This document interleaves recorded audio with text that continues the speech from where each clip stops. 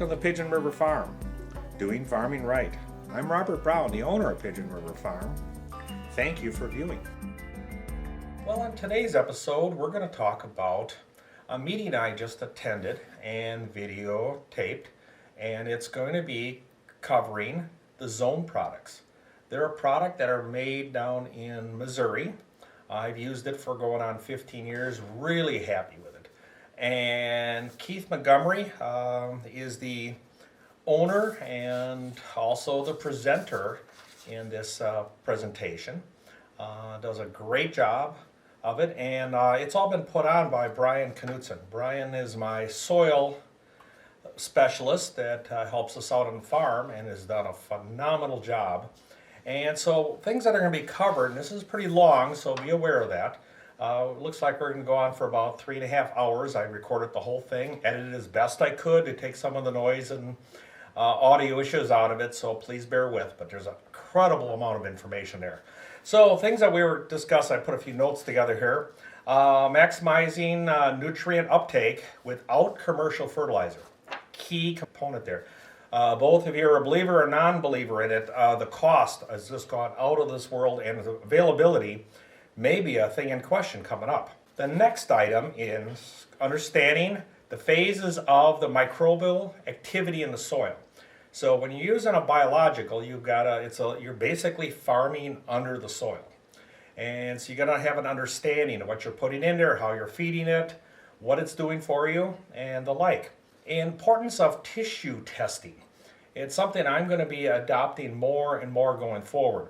I've been pretty much relying on soil tests, but tissue samples that will be explained in the video here really add a lot to the. Okay, another one is going to be the ideal soil conditions for proper ratio of air, water, and nutrients.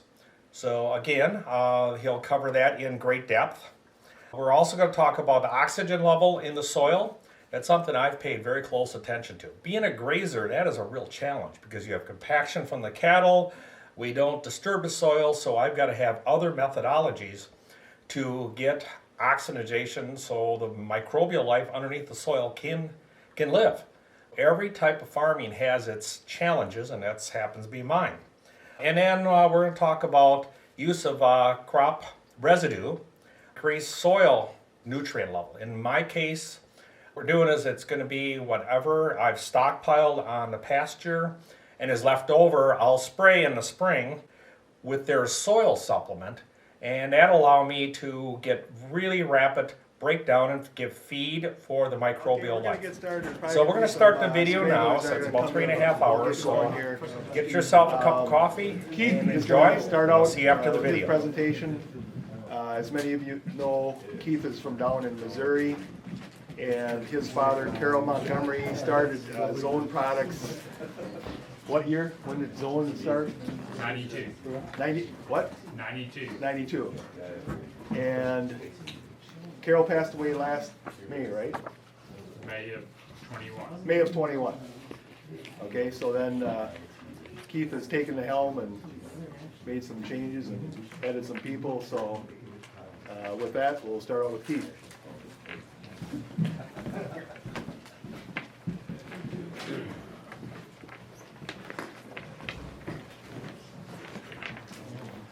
Well, has everybody had an interesting winter so far, weather-wise and otherwise? I mean, we've had, my part of the country, we had a really dry summer and fall. We didn't really start getting any rain until about Thanksgiving, any moisture. So you've heard me kind of talk about on things there on my personal place. Been going there for 12 years in my beef operation. This is the first year that I've had to buy hay. I only had about half of the dry hay and wet hay that I was going to have to get through, and we actually started feeding hay the end of September. Very unusual year. I got really late on planting stuff for my spring forages, because there wasn't any moisture. I mean, it was just dry dirt. And so this has been really kind of an unusual fall and into the winters down in our area. Kind of isolated there. That drought as severe as what it was right there. There's about 4 or 5 counties right there that we went, that you get just like a tenth of rain, and 2 or 3 weeks later you get another tenth of rain, and that's not very much, especially when we went through the spell there and had 100-degree temperatures there for several weeks on a row too, which was really kind of unusual. So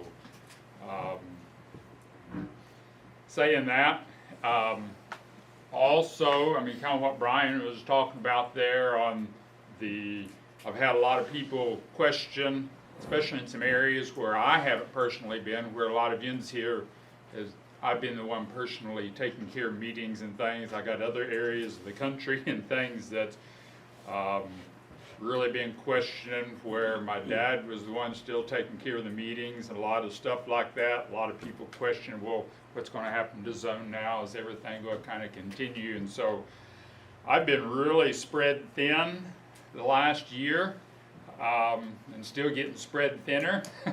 But I'm trying to make sure I keep everybody covered at this point, and changes at home. Trying to keep things, the changes and flowing that way, where I wasn't really wanting to push my mother. I mean, you get in a situation like that with my dad passing away and everything. Been kind of letting her go at her pace, as she's been wanting to, as far as on making some changes and things like that. So this fall, she was kind of ready, and she's kind of wanting to do everything at once. And I'm like, whoa, I'm like, we can't be doing this like this. I said, I got enough other things going on at this point. This is going to be kind of tough. So, kind of give you a little bit of background of where I'm kind of coming from on this. Topic I'm going to kind of cover today, I guess, is going to be a little different, but not different for me. From the standpoint, I was thinking there are some things that I probably need to cover, because a lot of the thing in the regenerative ag type movement, and a lot of information that's out here that's floating around, especially in particular to cover crops. That's what I'm going to kind of focus on in the relationship to how that fits into this zone program at large, and giving you a little bit of background, probably a little more in-depth background and history as far as that I haven't really covered, as far as where some of the zone program, how it's come through the years that way. And so in saying that, in terms, in the regenerative ag movement and a lot of organic movements and everything, you hear the term cover crops used quite a bit. I have up here. It's not necessarily a term that I grew up with. The green manure crops is a term that I'm more familiar with and that I use. Some people within like the regenerative ag movement kind of shy away from wanting to use the term green manure crop. They want to use the term cover crops. Partly to do from the case that part of the, I guess you could say, a motive of some people behind the cover crop thing is trying to push people to more no-till and more of that type of an idea. Not saying that that is wrong or that complete tillage is wrong either. I'm not saying that. But that's one reason why the word green manure crops isn't something that's used prevalently that way. So here at first, I'm going to go through some definitions and talking about the term cover crops and green manure crops. If you've got any questions or anything as you do this, I mean, feel free to raise your hand that way when I ask some questions or whatever. This is really an old picture that I pulled back. This is some Austrian winter peas from there on our place. My dad always used the term green manure crops. That's one reason why I said that that's what I was raised around. When my dad started kind of his transition from more what he was taught, conventional type ag, to not really where he ended up at. That wasn't really his goal, where he ended up at, but he was just learning he wanted to move different from where conventional ag was in our area. One concept that was really radical for our area, but not necessarily our family, was green manures. And I say for our family because green manures was a concept that actually my great-grandfather was really big and involved in back in the 1920s. So some of this that you look at zone product, the zone program, and some of the concepts really is something that after I went back talking to different ones in the family, it really goes back farther than what I really originally thought that did. But green manure crops and in how they can improve soils, okay? To give you a little bit of history, any of you, I know there's a few faces here I know that's been in southeast Missouri. It's a different part of the world. It's a new part, really, in a respect, it's a new part for agriculture in the United States. You look at a map, you kind of get the boot heel in the southeast corner of Missouri. If you go back and look at maps from 150 years ago, that area was just labeled the Great Swamp. That's how they had that whole area labeled, because that's what it was. And until about 1910, it was still a swamp. And they didn't start draining it until about 1910. They got a group of engineers together and they formed what they call the Little River Drainage District. And you get the main drainage rivers down at the end, they're bigger. There's 3 main channels when you get down at the Missouri-Arkansas line that is bigger. I mean, there's 3 of them, and they're as big as the Wisconsin River is down here. And all it is strictly for draining all of that land. Because of that, a lot of it was covered with swamp oak, cypress trees, and things like that. So a lot of people moved from the hill country down into there. And saying that, that's where my family is originally from, up in the hill country, and my great-grandfather decided he was tired of starving to death on rocks and oak trees and whatever, and was going to take advantage of this new land and new opportunity. Because of the changes that they made in clearing, that land wasn't a lot of times you get people to think about, oh, you're down there in the Mississippi Delta. I mean, everybody thinks that we got topsoil 10 foot deep and whatever.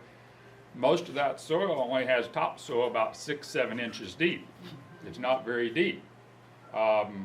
There's a lot of iron in it. You go into subsoil, you can find pieces of what looks like little ball bearings that's been out there for 300 or 400 years that's rusted. So whenever it started getting into the Depression era, there's a lot of farms that had been bought on credit, and a lot of the improvements that was done was on credit. When the Depression come along, a lot of those farms got lost. Okay? My great-grandpa, he had a concept, and I don't know, I've asked different ones in the family, I don't know where he got this idea from, that he split his farm up, and he had a section that he had sowed down in just common red clover, and left it there 2 years, and he kept rotating that around. Well, he kept improving his soil. His crop yields was improving and things like this. So whenever the Depression come along, the banks were foreclosing on farms. Well, he was still showing a profit. And they seen where he was improving it, so they was like, okay, you got this 40-acre farm. We got this 80-acre one we just repossessed. we'll take your 40 as collateral and we're going to put you on this 80-acre farm. So he went from like a 40-acre farm there, and I think they said like 28 or 29. By the time he got to 1941, he had a 400-acre farm. And he just kept, about every 2 years, they were moving him to a new farm. Because they seen where he was using clover in his rotation for improving it. Okay? Now, I give out background whenever Dad decided that he was going to change from more of a commercial fertilizer type mindset. He remembered hearing these stories from his grandpa on things that he was doing. So one of the first things Dad wanted to try to implement was cover crops, green manure crops. And so that's why one of the first things that Dad started doing was, okay, we need to implement this into this program. Now, one of the things Dad was trying to do is, okay, we're trying to row crop, and we're wanting to bring in these green manure crops into this rotation. The big question then became, how are we going to terminate the cover crop? How are we going to get the next row crop put into place? And this was things that Dad was working through there in 80, 81, 82. I'm not saying that everything he did worked. It didn't. But I went back and pulled up pictures and things as we go through this and look at this. But now, back to definitions. Is it a cover crop or is it a green manure crop? Okay? A cover crop, a vegetation that is planted for the purpose of minimizing soil erosion, talking about either wind or water. Okay, we all agree on that. Number two, using specific plant species for attracting particular insects, beneficial insects, for the purpose of making ecological type changes, and fungicidal properties for crop benefits. Has anyone heard of people, especially like in produce, of planting like a mustard for the purpose of working it into the soil, and it will act as a natural fumigant for a lot of your nematodes and different types of things? That's what falls into this category here. Or we're going to use specific plant species for changing soil structure. Tillage radishes, grazing turnip, that's the type of things I'm talking about. Particular things that we're going to plant, buckwheat, that's going to loosen up compaction. These is some different categories of, okay, how can we plant plants for actually changing the soil? And these are all definitions for a cover crop, okay? Now, a green manure crop. A lot of people who are in dairy country up here, I am, as far as we talk about animal manures and how animal manures is used. It's kind of interesting. The thing that should be a primary source of fertilization now is almost kind of looked at as a toxic waste that, oh, you can't be using that on your farm. That's dangerous to use that on your farm. Now, I'm not saying that there's not situations to where overuse and over applications of manures has created some issues, but manure should be the main source of fertility on farms. Now, whenever we start talking about that we're going to use a plant for the purpose, different species of plants for the purpose of increasing nutrient levels, usable nutrient levels. We use the word usable. We talk about those that's been in meetings I've done before. We talk about water solubility of nutrients. It's different in having pounds of nutrients per acre, but if it's not getting to a water soluble state to where it can be usable by a plant, those pounds mean absolutely nothing. One mode of getting a nutrient to a usable form is letting a plant digest it for you, per se. We're using an example of buckwheat. Buckwheat's a good example for phosphorus. You can have phosphorus levels in a soil that isn't wanting to flow and can't get into plants. But buckwheat has a unique ability, the way the Creator made it, that it can take insoluble forms of phosphorus in the soil, pull it into its plant structure, and make them more flowable and usable. To where if I take that buckwheat plant, put it all back into the soil, it just took inorganic forms of phosphorus and made them into a usable organic form. Make sense? That's what I'm talking about here when we're talking about a green manure crop. How can we use particular plant species, and different plants has a different purpose. Different plants have different nutrient levels. And I'm going to throw one out, and I'm not going to say that we need to be buying seed and doing it this way. A cucumber. A cucumber is excellent for taking inorganic forms of zinc and making them usable forms of zinc. Okay? If you have a overabundance of monstrous cucumbers that would get 7 or 8 foot tall, you've got a zinc issue in the soil. It's not necessary that you need to add more pounds of zinc. You may have zinc there, but if it's not usable in a usable form, and that's what that cucumber plant has the ability to do, just like the buckwheat plant does for phosphorus. I want you to think about this. Also, that second point there, green manure crops, specific plant species for increasing plant hormone levels in the soil. The best example is cereal rye, Canadian rye. There's some species of even the Canadian rye family that is extremely high in the plant hormone auxin. Auxin, those of you familiar with the Zone program, our kelp grow product, is used as specific families of kelps that is known to be high in that plant hormone auxin. Cereal rye is the same way.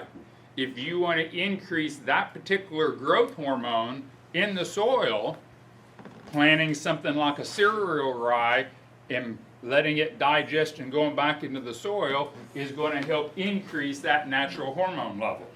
Okay? Creating sugars. Have you ever thought about planting a particular plant as a green manure crop / cover crop for the mere purpose of increasing sugar levels in your soil? How are we going to feed bacteria to increase the decomposition process? They need carbohydrate energy. We have to have carbohydrate energy in order to be able to function. Or do we? And some of you probably, I guess it's been about 4 or 5 years ago, I made a comment about, are you feeding your grazers that's underneath the soil surface?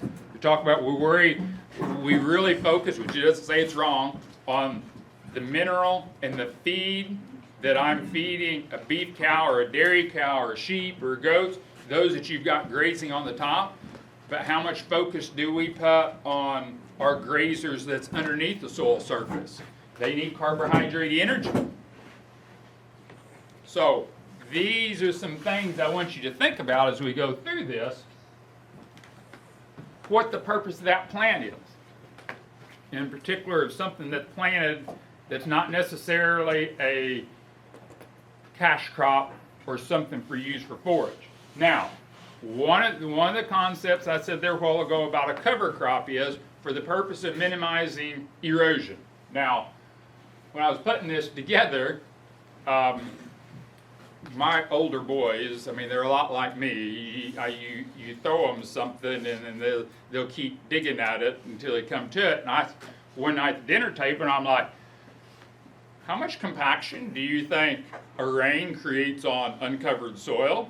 Well, they got to digging, and they're all really good at math, and they like this type of physics type stuff.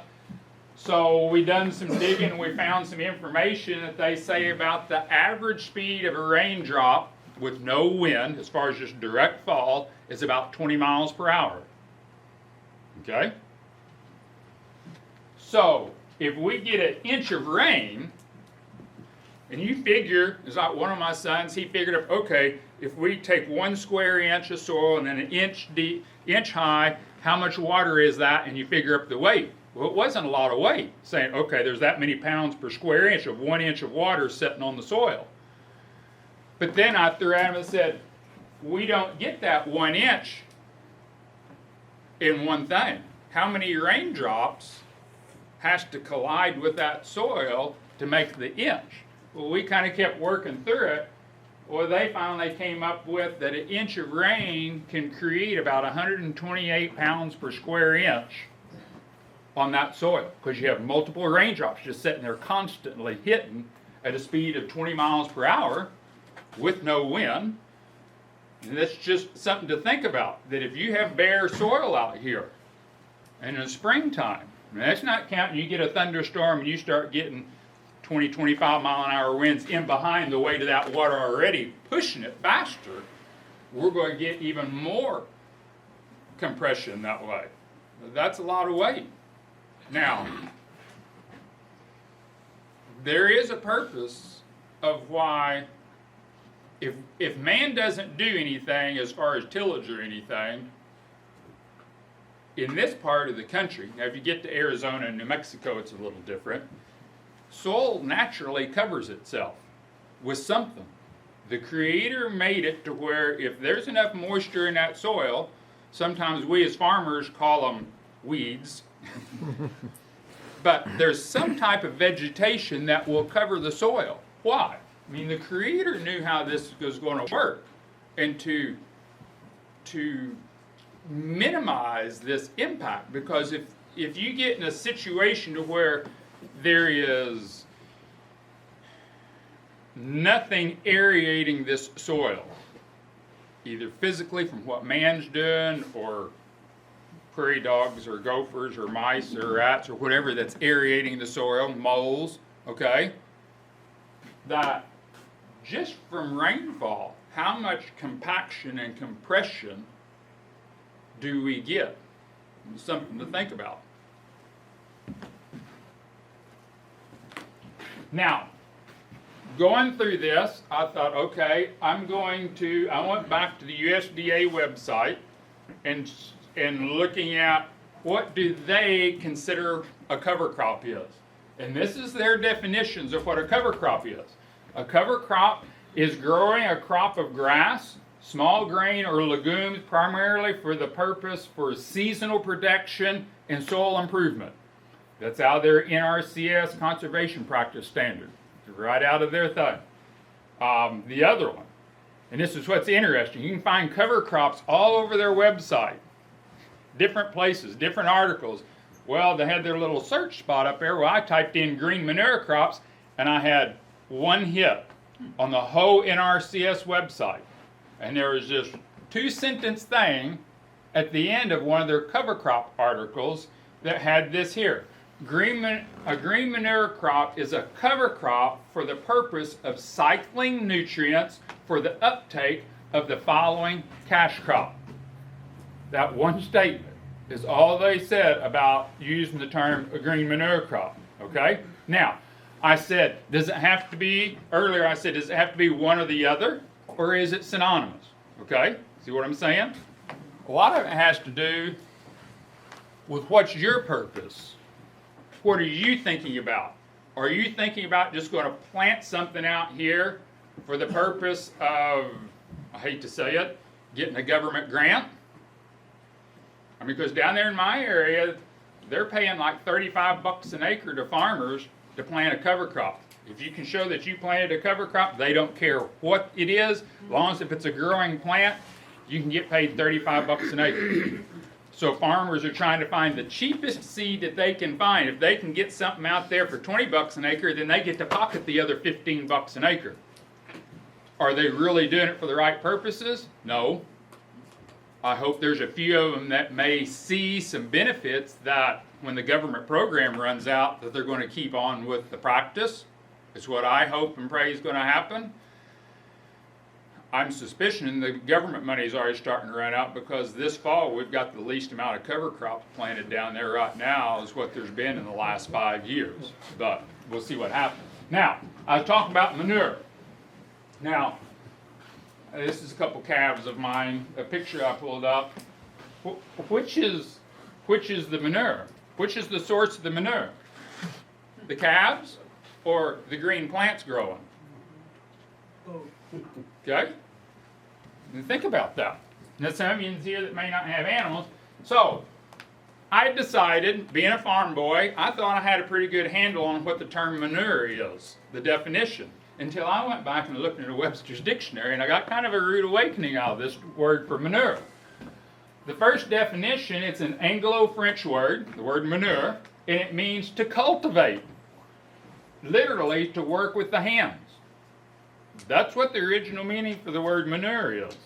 Okay? Now the second definition is animal excrement or other substances put on or into the soil for fertilizing.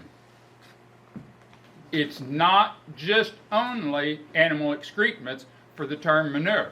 So, when I say that I am planting a cover crop for the purpose of cycling nutrients or putting nutrients back into the soil, it does fit this definition of manure, doesn't it? Okay? Brian?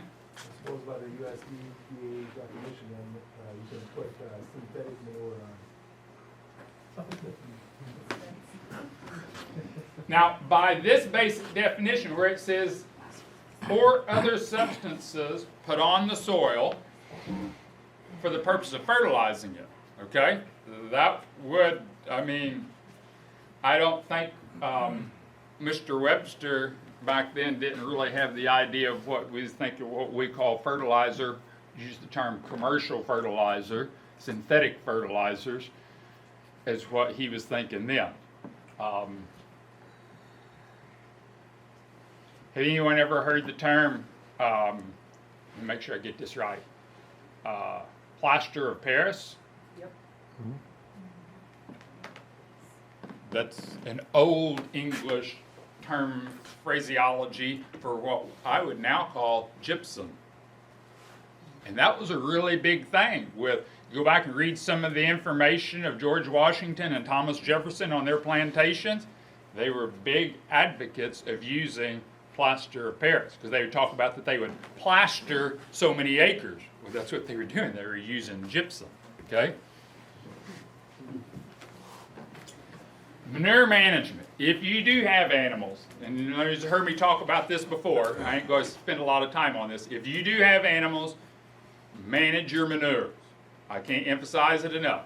There's a yellow book back there on the table that goes through on giving you on how to use plaster of Paris to put on your animal manures for the purpose of controlling nutrient loss of nitrogen, phosphorus, and potassium out of those manures, and to maintain them there for the purpose of when you get them to the soil, that the nutrients get to where you want them to be, and they're not going to leach off with runoff water and other situations, okay? The general rules I have there, 1 pound per head per day with like a beef cow or dairy cow, okay? There's other things that we can be doing to manage our manures. Talking about the soil residue sprays. We're talking about primarily using that infix product. I'm talking about using bacteria for helping to stabilize nutrients and to decompose manures, animal manures. And we can be doing that. I've talked about using streamers or spraying that residue spray on. Here's a few other things I got up here as far as on managing manures. Starters, your corn starter has an influence on the manures that you may have put down pre-plant. Foliar sprays, okay? How are you applying the manure? Those are all things I want you to think about as far as on animal manures. That's some more steers that I got that going on. Yes? So in that SO4 at 1 pound per head per day, is that a pelletized It's a gypsum? pelletized, yes. Okay. If you've got like a raw type of it, what I call a raw gypsum, just a basic crushed gypsum, it's going to have a hard time becoming water soluble fast enough to really dissolve in that manure correctly. a lot of times if you've got a pit, if you use a non-pelletized gypsum, when you empty that pit, then you're going to be upset at me because you're going to find a layer of gypsum in the bottom of that pit because it never did completely dissolve with the manure that way. When I'm talking about that, I'm talking about like a pelletized type of gypsum that way. Okay, good question.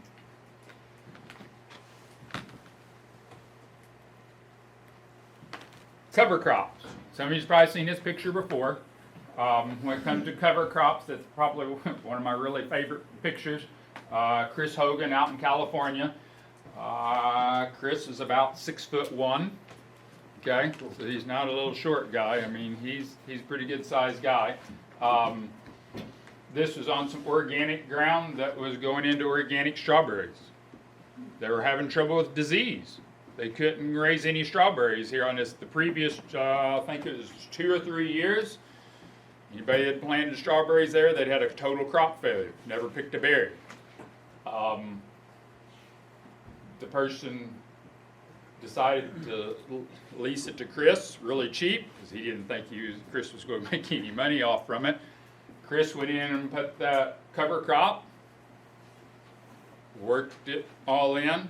He did like, I think, 2 of the soil residue sprays on it, trying to get all that digested and in. And had just about the next year, just about a normal strawberry crop for organic in that area. And everybody's like, what did you do? What did he plant? So- What is that stuff? It's a kind of a concoction. The big ground leaves, they said, is actually a legume plant from Southeast Asia. Okay. There's a guy out there, this is in the Watsonville, California area. They're just north of Salinas. There's somebody there that was selling these mixes at this point. You can see this is 2006. This is quite, there was somebody out there that had some of these diversified mixes of different plant species, some from North America and obviously some from other places too. So it worked. There's, yes. Back to your SO4, if you're Mhm. done with that, what would you use on a dry pack, dead pack? On the gypsum? You have a preference? That's why I pretty much go by the number of animals that's in the area. Which one are you using, the pelletizer or the raw? You would still use the pelletizer? Oh, for a bedding pack? Yes. I would prefer at any point dealing with manures of using a pelletized. Because the quicker it's going to get dissolved into a liquid state, the quicker it can grab a hold of the ammonia, nitrogen, and phosphorus and keep it from leaching and moving on you. Okay. Does that make sense? I got another. Yes. It does really work on the ammonia in the barn. I've been using it consistently this year and it's just, the ammonia level's way less, so it really does work. You get ammonia type situations, especially ammonia. I mean, hey, you start. I've got some numbers here later on putting some pencils to the NPK content in the cover crop, and you start putting what commercial fertilizer cost per pound of NPK. I mean, you can pay for a cover crop really quick. Same thing for something like Supercal SO4. You get the cost of nitrogen, although it appears like nitrogens are backing off on price a little bit. But even at the prices they are, I mean, you can pay for your Supercal SO4 just by the nitrogen that you retain that way. I see another hand. So if you're growing a cover crop, how much growth do you need on the cover crop to really justify planting it for whatever you're trying to loosen up in the soil? Try as far as like tillage. Well, I mean, if you come with a corn crop and you put a cover crop in because you chop your corn off, how much growth do you need to really pull something out? So do you need just the root structure growing, or do you need? Can you hold that thought? Okay. You're jumping about 5 slides ahead of me, but you're thinking that's something that I like. I got a question too. Yeah. That's a lot of green stuff standing there, so what do they don't let it go to seed, do they? No, he did. No, matter of fact, you can't see it in the picture. They actually started on the other side of the field, incorporating all that in right there. How do they do that? Do they chop it or go through it? one of the suggestions that I had thrown out to him, and he didn't have access to it, here in the Midwest, we got what we call like a flail chopper or flail shredder. That's what he needed, where he could have chopped it down into little bitty pieces, and then it wouldn't have took near as much tillage, very little tillage, for him to incorporate it. California, he's like, he had never seen nothing like that or heard of anything like that. So they went in with a big offset disc, and they disc it. I mean, he had to disc it about 4 or 5 times, but he disc it once because it was so high, and then he did the residue spray, and then they worked it again, and then he let it set a week, and then he did the residue spray again, and then worked it again. And it was amazing how quick all that matter decomposed. Okay? Now, I'm kind of jumping back and forth between this animal manure thing and green manure thing, but I'm trying to, on this, when we look at what determines the content of animal manures, okay?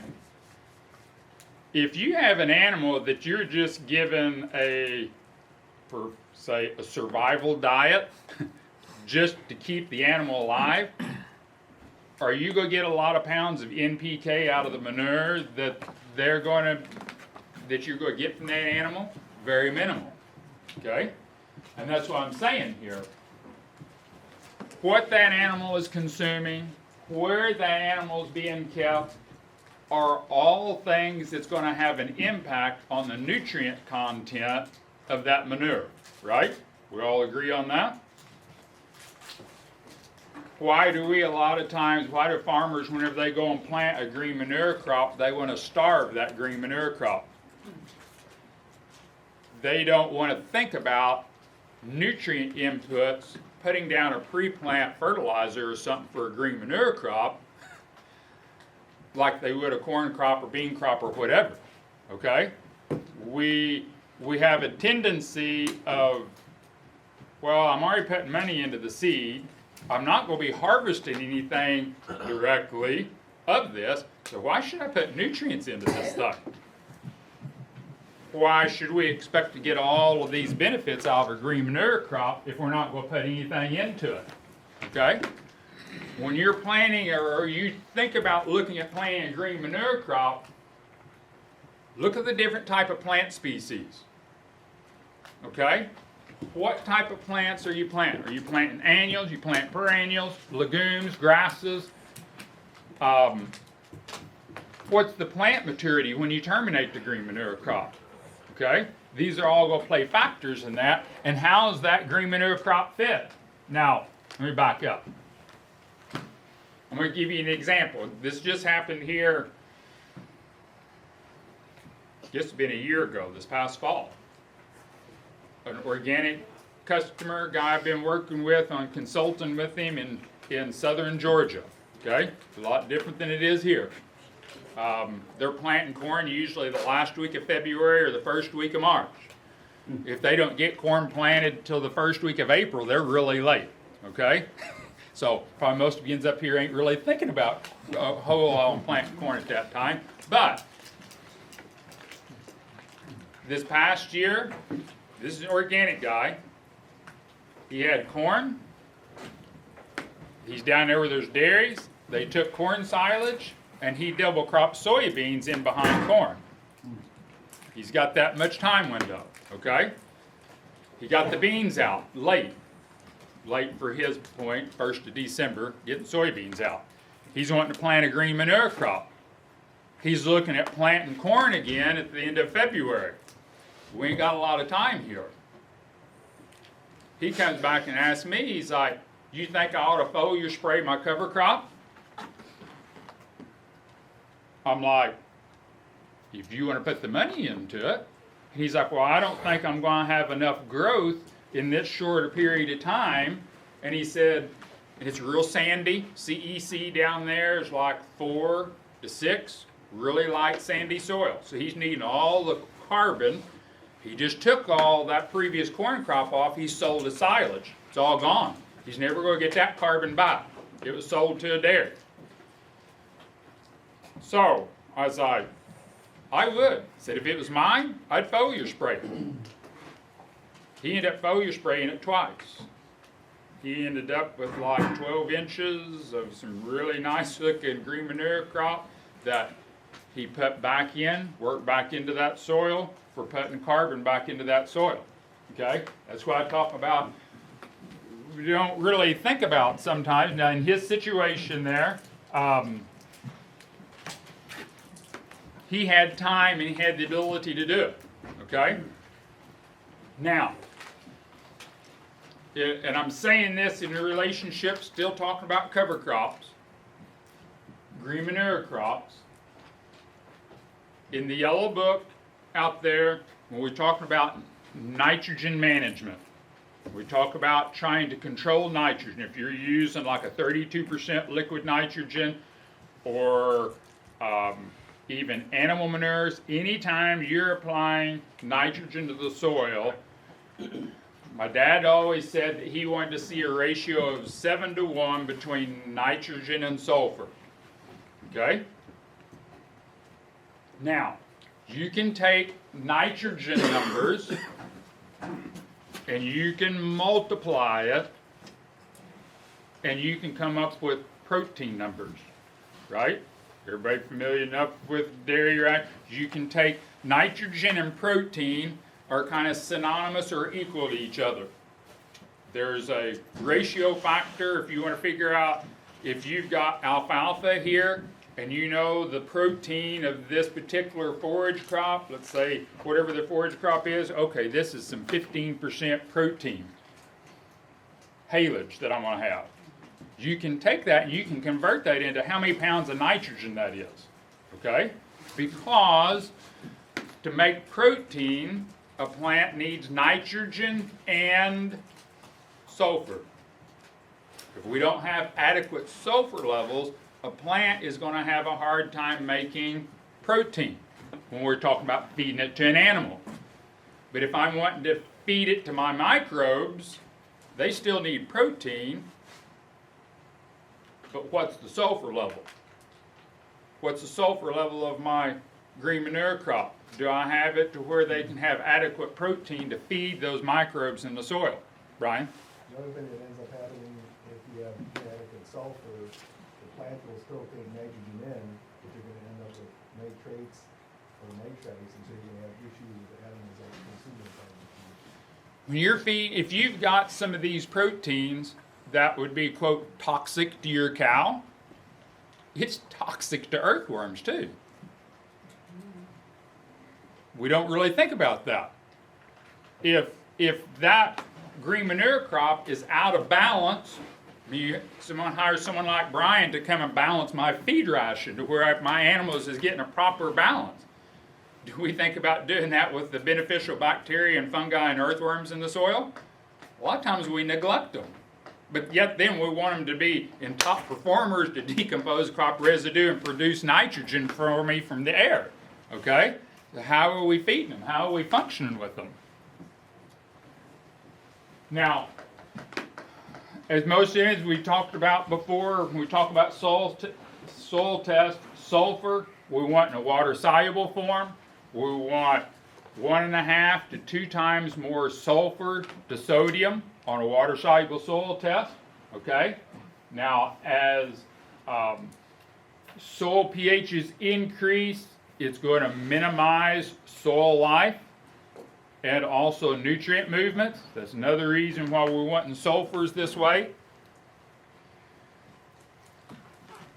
Elemental sulfur is very possibly the form of sulfur you may need to use if your soil is oversaturated with calcium.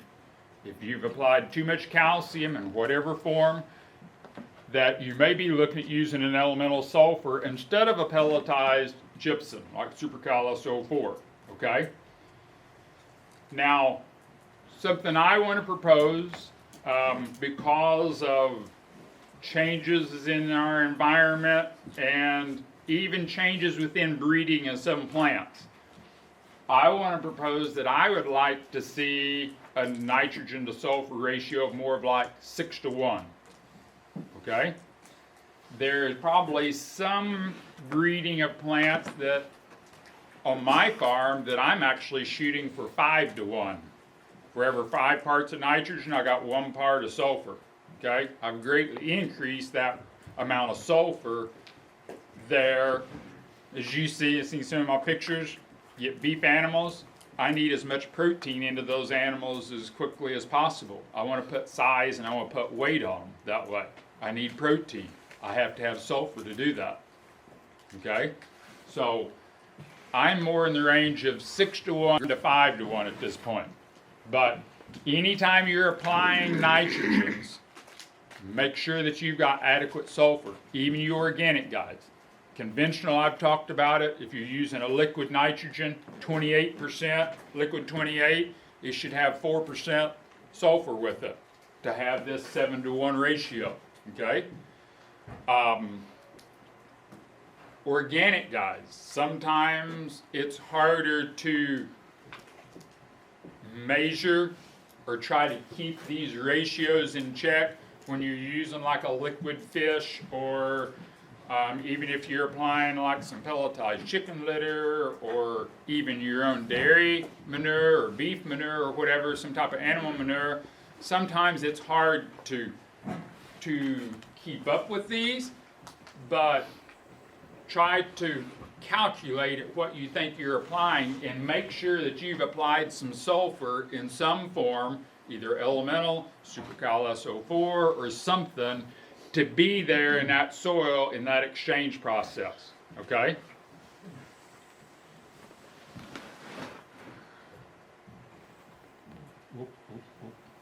Okay, now, talking, yes? Is elemental sulfur still acceptable at bioorganic? What, the what now? Elemental sulfur, the powdered sulfur, is that still acceptable bioorganic? Yeah.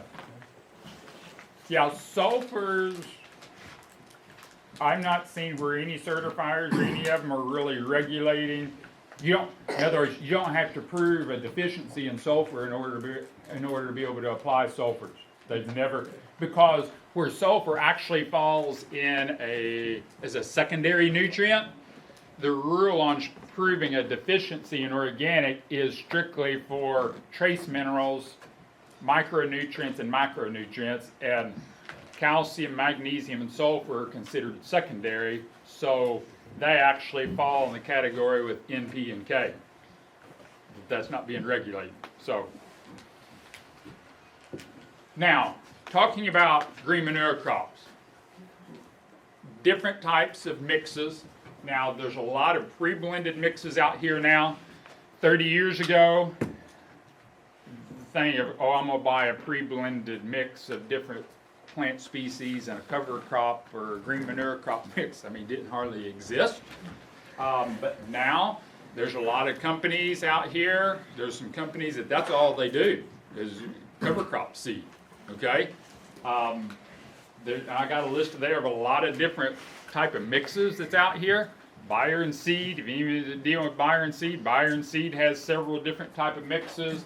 There's a lot of companies, as far as whether if you're talking about for nutrients or for soil structure or even weed control, there's a lot of good work that's been done on some of these different species and what they're specifically good for. If they're really good for suppressing weeds, of using that in that particular situation. So you can do your homework that way. Now, if you want to make up your own mix, okay? Now this is a basic suggestion of mine. If at all possible, try to make sure you've got 2 species of plants, preferably unrelated. Not necessarily want to use like wheat and oats, or cereal rye and wheat, or barley. Those are cereal grains, they're within the same category. I'd rather see like a legume, and when I use the term grass there, cereal grains falls in that category of cereal rye and vetch, or crimson clover and barley, or something to that extent. That would be a very basic thing to start with on a green manure crop. And like we'll see here in a little bit, there's some company that's got 16 species mixes, okay? But that's the basic that I like to see there. I'd like to see 2 species, okay? Now, when we're looking at it as a green manure crop and we're looking at it for nutrient purposes, be thinking ahead long-term wise. When you're doing some of the green manure crops, think about the next year and the following year. Think about the actual structure of that soil. And you have different fields, not necessarily one shoe's going to fit all when it comes to even different fields in your operation. That you may want to do different types of mixes in different situations. I mean, when you pull a soil test, does all your soil tests come back at exactly the same on nutrient levels? It don't happen. So why would you think, oh, I'm just going to use this one mix and I'm going to put it across the whole farm? I mean, I know people that does that with the fertilizer inputs, and they have issues that way. But think about that whenever you're putting together your own concoction of things, or if you're buying things, think about where you're wanting to go down the road, okay?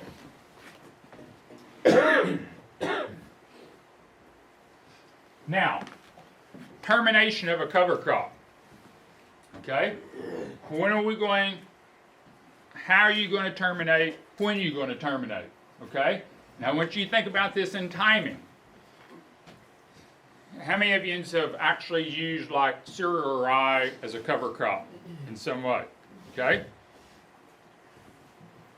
How high will it grow if you let it, I mean, I've seen cereal rye like this, okay? Now, if I'm wanting to plant corn behind this cereal rye, I don't want to let it get to this stage, okay? I want to keep it down here at 10 inch, 12 inches when I'm going to terminate it. But if my purpose is to build carbon and humus, rye this tall is a huge amount of tons of carbon that it can build for putting back into the soil. That's why I'm talking about this termination time. When are you going to terminate? What is your goal for that particular field? Am I just trying to build carbon and biomass to build organic matter and humus and feed? Or do I need a quick release nutrient? I got this green manure crop, I'm going to terminate it, and I'm planting corn in a week. I need something that's not going to tie up nutrients, but something that's going to release it quick, okay? That's why I want to try to get you to think about on termination time. What's going to be your type of termination? Now, some guys here, it's organic. I mean, you don't look at the bottom. You're not supposed to do the bottom one, the chemical thing, the herbicide thing, but it is interesting how, you know, where one of the biggest facilitators and putting out of information for cover crops is in the United States at this point? Happened last week. The National No-Till Conference. They are probably one of the biggest promoters of cover crops there is right now, because it helps increase these type of sales.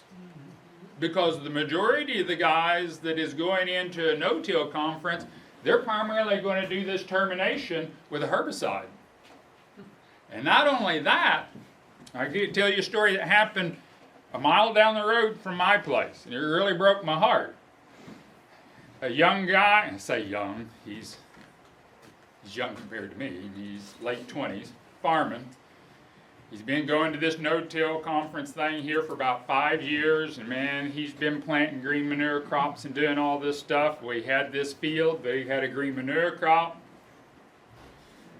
and I kept waiting. I was like, when's he going to terminate this thing? Well, then I come home through there one day, and I was looking, and I was like, there's tire tracks out there. He had no-till planted corn directly into this standing stuff. Okay?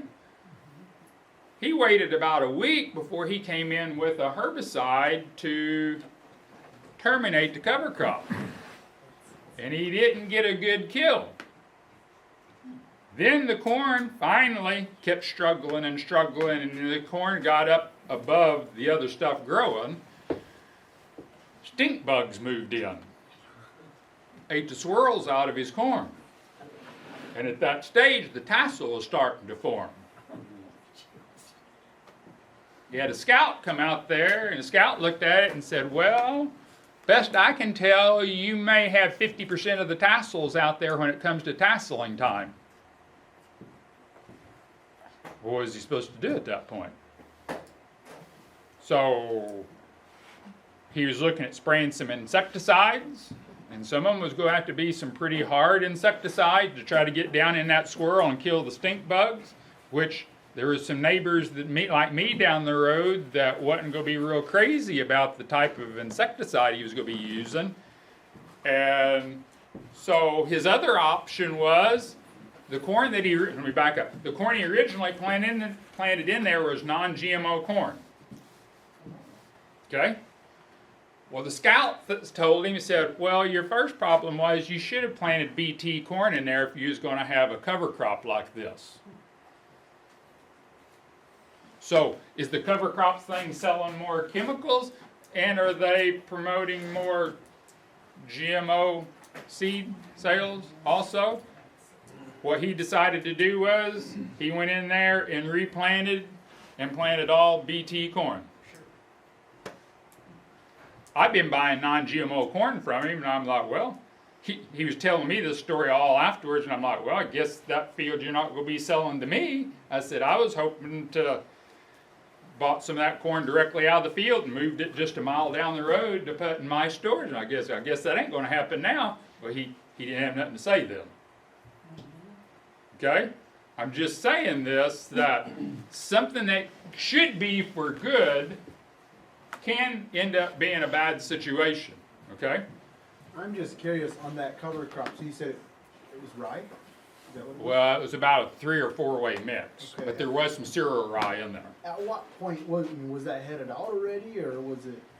By the time he replanted the corn, yeah, it was headed out. By the time he come back in with the GMO corn, it was headed out. So, But what about the first time you planted? well, when he planted it, it wasn't. No, I mean the rye. But where his herbicide didn't get a good kill, a lot of it was still growing along with while the corn was growing too. So, okay, yes. Something to consider is, especially up here, the weather doesn't always cooperate, and it can go from this height to this height in a matter of 2 or 3 days. Which that's what it did for me this year. I found out I had to put a lot more nitrogen on to, which I needed some manure, to offset all that, that mass. That is a learning experience that we had on our farm. Dad learned about cereal rye, and this was going to be one of the big things that was going to help correct a lot of issues on our farm, and it did. It did, but it can get away from you really quick, as we found out. This is some Perry Vetch. This is early in kind of our endeavor there on our farm. As you can see, we was just using a regular disc here.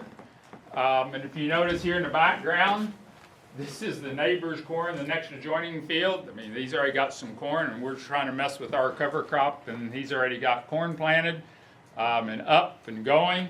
Well, we're trying to wrestle around with the cover crop then. So, let me back up. That is one form of termination. I was talking about different types of termination. Terminating a cover crop. I'm not a big fan of a disc, but sometimes when you get something as viney as like vetch like that in that situation, I mean, you got to kind of chop it up a little bit at some point. So, but this is part of our learning process we was going through. Now, fast forwarding a little bit to my situation on my farm in a forage situation, I had a situation where I had some triticale in winter peas, I had a situation happen in this field where winter killed really bad, kind of spotty in the field. So I had places you can tell I had some really nice forage, and I had other places you can see back here in the back I didn't have anything. So finally I got to the point, so what am I going to do? So I finally rented a no-till drill, and I didn't do any herbicide sprays or anything. I waited till it got to the bloom stage, okay? Which when you go through and kind of roll like vetch and peas and all that stuff, it'll kill it. And so I went in and no-tilled in my Sudan grass, and I got about 100% kill on what stuff was there. And I had a nice thick mulch. I mean, it was a wonderful field through the rest of that year. I mean, that was probably a really good success story, other than I lost this one crop of forages that way because of freeze out. But that is a way of termination. Now, here's another way of terminating. Okay? My dad, that was 2-year-old red clover that moldboard plowing down. We planted corn there. This is before we was organic, way before we was organic. Didn't use any supplemental nitrogen, and it had 80% of a corn crop. Only thing we had was a starter and one foliar spray. I mean, we produced a lot of nutrients, a lot of push for that corn crop from that red clover that way, okay?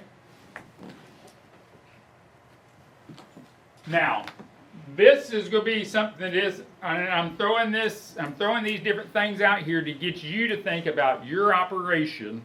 Don't let someone back you into a box in that this is the way that you would have to do cover crops, and the way of terminating it is only one particular way. As we was growing through this process of cover crops, Evie's familiar with Buffalo equipment. They make high residue cultivators. This is actually something that kind of got started back in the, I guess, early 70s. What they call a ridge till system, where they're using ridges. And if you notice here, you can kind of see these ridges down there. You can tell it's flat. Water doesn't like running very quick down there. Remember, this was swamp just 80 years before this, okay? So water don't go anywhere very quick. So every 1/4 of a mile in a field, there's a drainage ditch going over, and there's one down here going over, and then there's a main one going the other way, all right? When they started clearing this ground, they realized they can't plant corn on the flat, or it'll drown in the spring. I mean, you might have 3 or 4 inches of water standing on the lower half of the field. So somebody at some point got the idea, we're going to throw up ridges and we're going to plant corn on top of these ridges. Okay? We're trying to work with this type of a concept and trying to implement cover crops into this and trying to minimize tillage. So this ridge till system goes through and peels the top of this ridge off with this red clover, throws it in the center, and then we can take a regular planter, not a no-till planter, just a regular corn planter, and planting right on the top of that ridge. Okay? Now, this is a form of termination. Cutting for baleage. Okay? This is one thing I do a lot of there on my place. Cut it, I make baleage out of it, and then I come in with no herbicides and no till in my summer annual. So cutting a cover crop is a way of termination. Now, back to your question a while ago. Is all the benefit from a cover crop from here up? No, you got roots. We do not realize that root system, the mass of even carbon and nutrients that's stored in the root system of this. Now, this is all because I can take a forage test and I can tell you how many pounds of NPK and other nutrients that I did remove, but at the same time, it's not to negate I did make beneficial changes in that soil structure and nutrient availability there. Okay? It's hard to it's hard to actually calculate that because, I mean, you'd have to dig up a square foot or 3 square foot of soil, depending on what it is, maybe 5 foot deep, and get all the root system out of that soil and take it to a lab, and you can find out exactly, okay? I mean, you can do it, but there's a lot more to it than just nutrients too, okay? Now there's my last chemical type of herbicide termination that way. Now, I've showed this picture here before. We have a tendency of thinking when we're planting a corn crop or a forage crop, we think of the root system and the stem of the plant for the purpose of pulling nutrients in and pulling water in for the growth of this plant for me to be able to harvest it. Okay? Don't forget that stem and root system is a two-way street. You are pulling nutrients and water in, but at the same time, that plant is also putting nutrients back into the soil. It is putting water back into the soil. Carbon dioxide, oxygen, okay? A plant has a very unique ability, like the example I used earlier on buckwheat. A plant has a unique ability of being able to take inorganic compounds out of the soil or out of the air and turn them into organic, usable compounds that's used for other forms. That's like, if you look at a pyramid, the food pyramid, man, it tends to be at the top, unless you have a few lines of tigers or bears along the way that sometimes they may push us off the top of that, who's at the top of the pyramid. But what's at the bottom of the pyramid? What's the base of that pyramid that supports all life here? Plants. Okay? So, how these plants interact, they take nutrients. We can't take nutrients out of the air.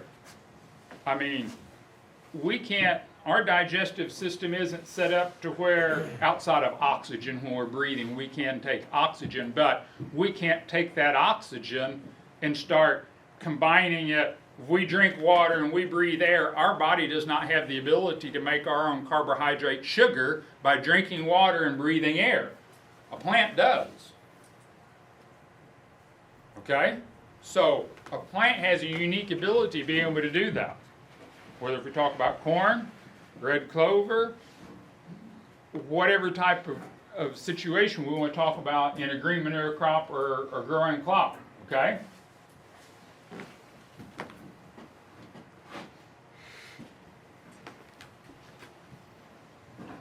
Do not forget, and I've said this before, a plant, this is on the average, this is what a plant is primarily made up of 45% carbon and 45% oxygen. So, if you know that you've got a forage crop sitting out here, and most of you dealt enough with hay, probably a lot better than I am, to be able to look and guess pretty close at how many tons per acre of material you're going to be able to harvest as baleage or dry hay or whatever, okay? You can take that number, that weight, and multiply it times 45%. You're going to get really close, especially dry matter content, you're going to get really close to the amount of carbon content that you just harvested. We don't tend to look at that on a forage test or a fertilized test, but 45% of the dry matter that you're going to harvest is going to be carbon. Okay? Think about that. As you think about using green manure crops and cover crops that way. Okay, what I'm going to look at, maybe a little in depth, is how can we maximize our nutrient uptake without having to buy commercial fertilizers. A lot of times we have these phrases that we say, for example, how we want to maximize, let's say, microbe activity or increase nutrient uptake. And, you know, with those phrases, what really does that mean? So I'm gonna try to go a little more in depth as far as when we say some of these phrases, what are we actually saying?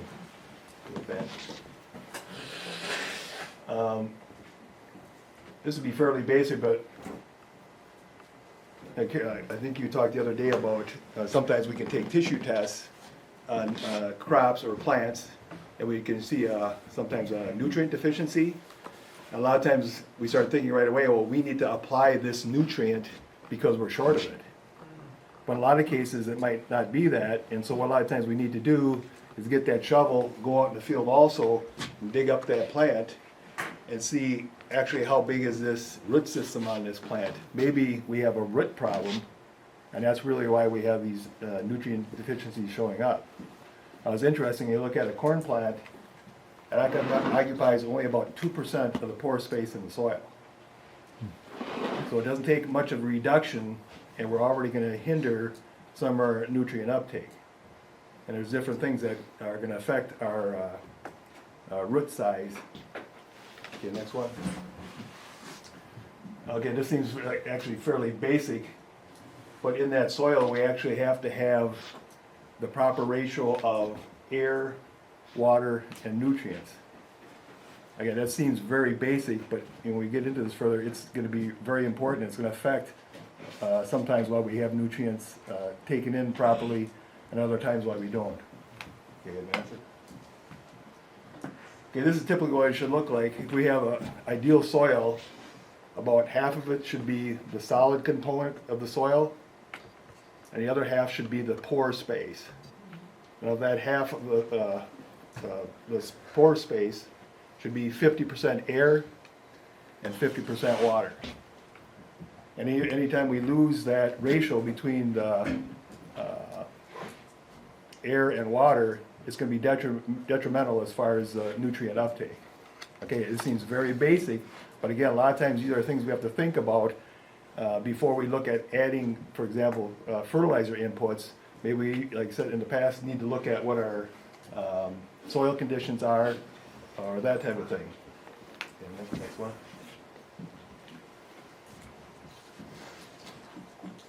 Advance one more time. Okay, when we look at the soil air, I'm basically just looking about the main gases that we're looking at would be in the air. And it would be oxygen, and your nitrogen, and your carbon dioxide. Next one. Okay, if we look at our oxygen levels, just in general, if we till our soil, we use our conventional tillage like a disc, moldboard plow, field cultivator. All those are going to increase the oxygen levels in the soil. And it's basically going to be lower in any of our no-till ground.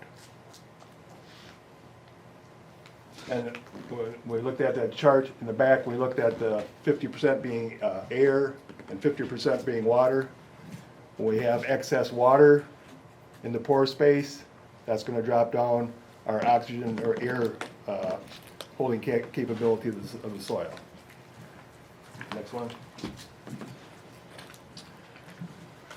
And the third part here, and Keith got into this quite a bit, we're looking at using crop residue as far as increasing our nutrient level in the soil. We have to ask ourselves, okay, what's really happening to the crop residue that we have out in the field? Next one. The first one we can have is our plant residue can oxidize. And so basically, if we were to look at what does oxidize mean, it means that it's going to burn.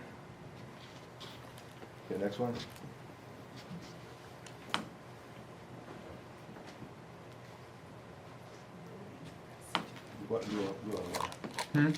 Another one? Yes, right here. So basically, if we leave our residue on top of the soil,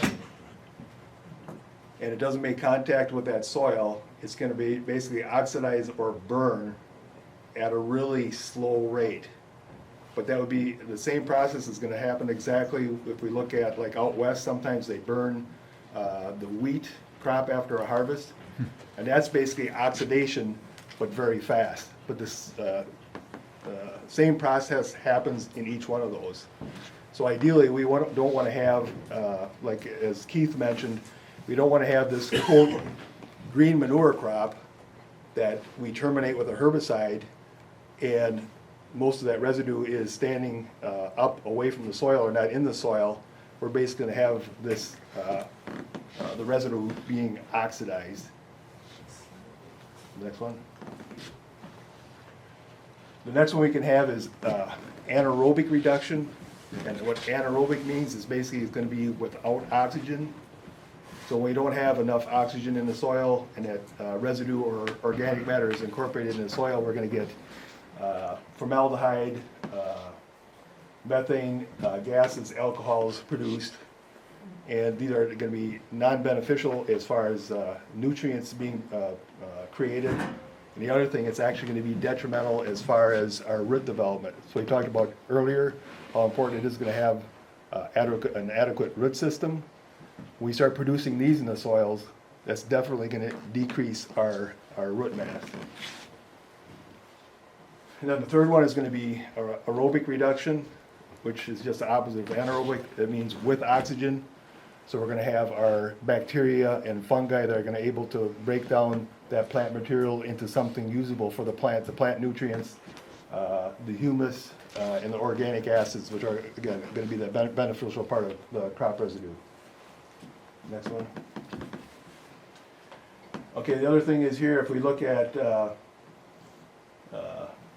oxygen as far as root absorption, we could have a soil that has adequate nutrients in the soil, but if we don't have adequate oxygen, those plant roots actually need that oxygen for their energy.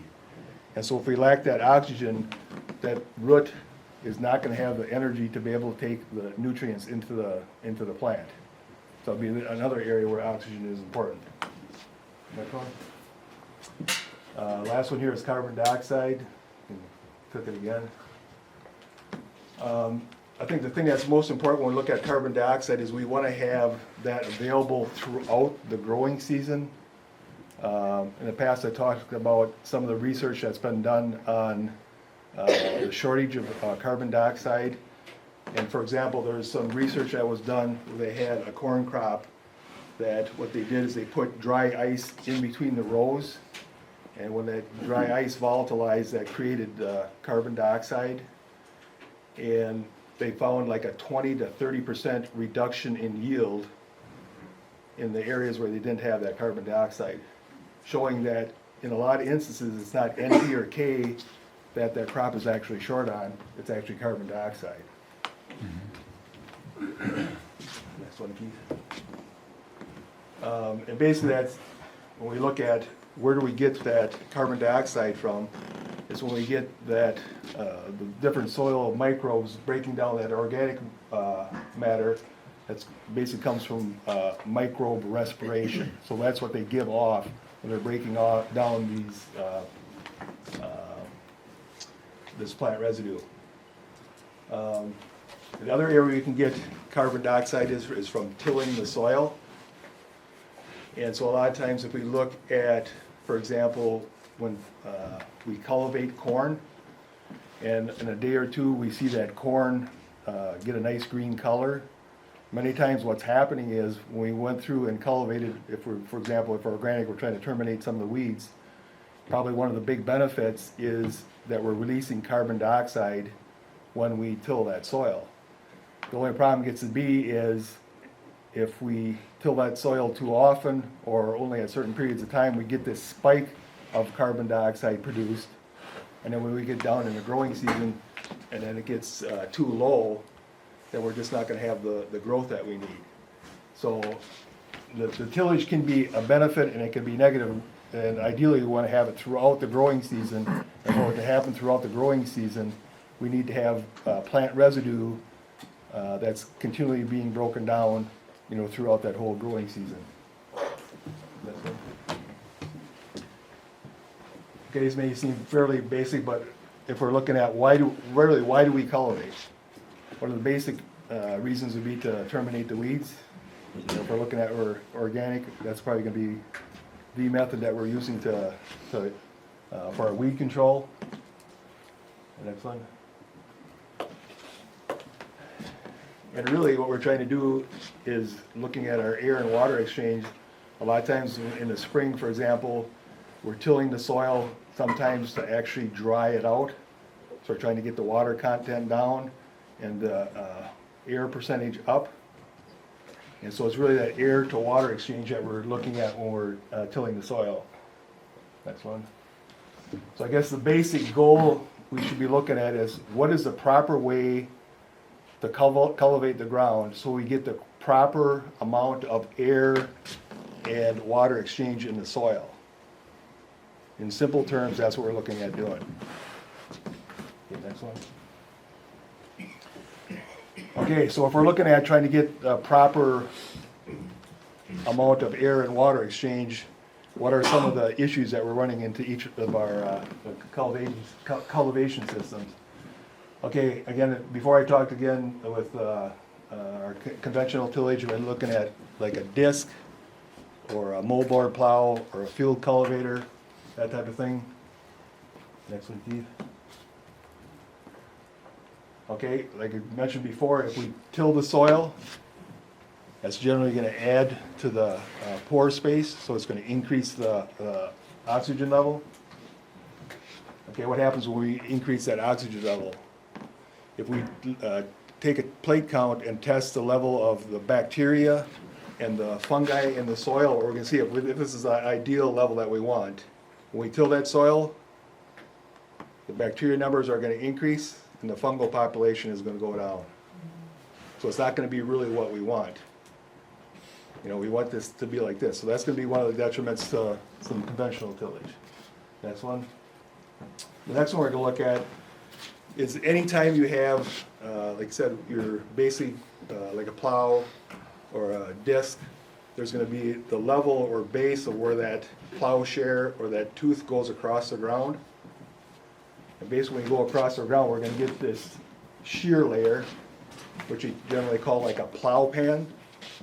And that would be similar to, an example would be if somebody's pouring concrete, they get the concrete out and then they go and they trowel and they make that smooth. Well, that's actually what we're doing. We go over time at the same level. We get that actually sealed off at that point from that shearing effect. And then if we have heavier soil, that's going to be more of a problem. And then at the different moisture levels, it can be more of a problem of creating that plow pan. And so what does that actually do then? If we have that sheared off blocked level, how can we have air and water move through those points? It's going to reduce that anytime we create that shear point. And if we're looking at, we want to have the broadest root system out there that we can. If we have our normal tillage going down 7 inches, if we have that hard pan there, that's going to prevent those roots from being able to go through there. And so that's going to be one of the ways that we would reduce our overall root mass. The other one that some people aren't aware of, we actually, besides having that plow pan area at that like 7-inch area, you actually can get this silt layer produced, which is usually about 2 to 3 inches down from the surface. And basically what that comes from is just from your rain then, as you have this loose soil, you're going to have your silt particles tend to go down to that 2 or 3 inch area, which is also going to cause that air and water exchange to be disrupted. Next one. And so a lot of times what you can see then is because that air and water movement aren't good, you'll start seeing crusting on that type of soil. Next one. The other thing that's important, if you look at, if we're with a moldboard plow, if we're inverting that soil, or with our disc or cultivator, if we're mixing the soil together, what ends up happening, we have actually certain bacteria and fungi that function, for example, on the top inch of the soil, and there's some that tend to proliferate better at the 4 to 5 inch level. And so what happens when we till the ground up, these bacteria and fungi have to reestablish in their area that they work best at.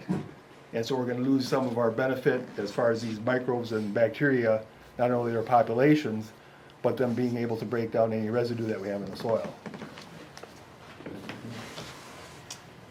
The other thing was if we have any root channels, let's say in the fall, let's say we have corn roots going down, ideally we'd like to maintain those channels where those root systems are going down. So as those break down, we're gonna have actually an area for air and water to move through those root channels. So if we go and we're, like you said, moldboarding or cultivating or disking, we're destroying those root channels that would be an aid to that air and water exchange. Next one. So this is kind of what we're looking at is generally that plow pan would be down in this area. I talked about that silt later, it's going to be generally in that 2 to 3 inch area. But a lot of times what you're going to see then is this, when you get to this plow pan, we're going to see those roots a lot of times come down to that area. They kind of stop and they're going to kind of spread out. And ideally, like to have those go down so we can again increase the root mass. But then the other thing is if we can maintain this channel here, we have the root go all the way through.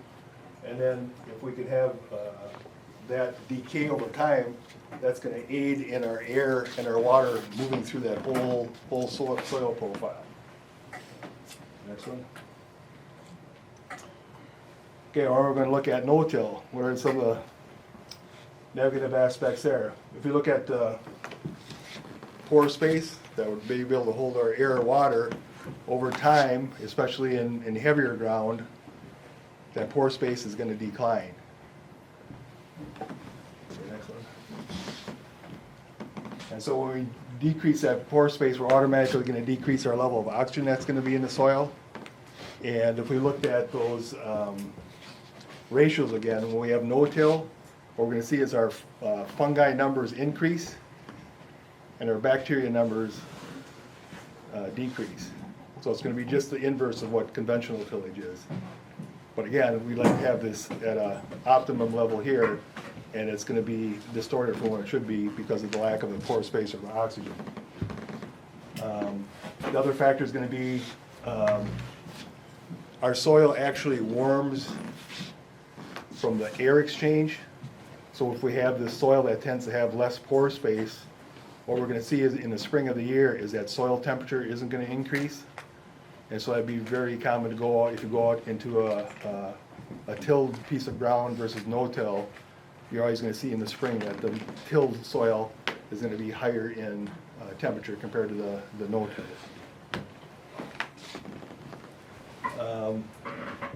We talked about crop residue oxidizing. If we have a no-till field and the residue is above the soil, not making soil contact, we're essentially like burning that residue on the top.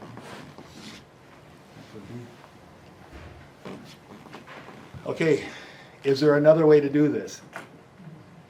Is there something, I ended up talking this about 2 years ago, I ended up talking to a farmer and I said, you know, there's some good things with conventional tillage, there's good things with no-till, and then there's some bad things with conventional, and there's some bad things with no-till. It'd be nice if we could have something right in between there. And so after I talked to him on that, it was about 6 months later, I stopped at a farm and I noticed a piece of equipment by the shed, and I started looking at this thing and I said, what is this thing, you know? And so I think it's a piece of equipment that will get halfway in between here.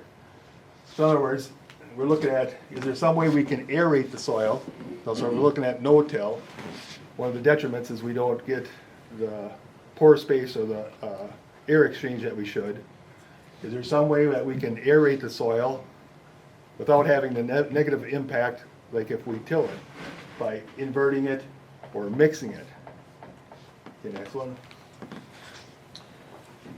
And the other thing is there a way that we can till the soil without having that negative aspect of that shear layer or that plow pan that's going to decrease our air and water exchange and possibly our root penetration into the whole soil profile. Okay, now can we play this thing? Is that what?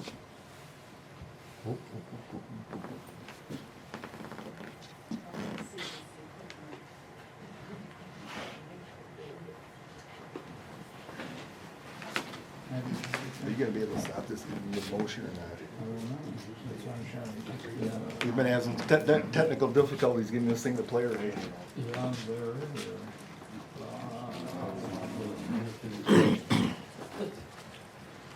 Up there we go.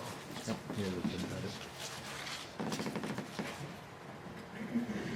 So this is the PC equipment that I was talking about. He'll play it once here, and then we'll try to. Can you put that any bigger at all or not? Well, that's what I was looking at. That's all I can get to that.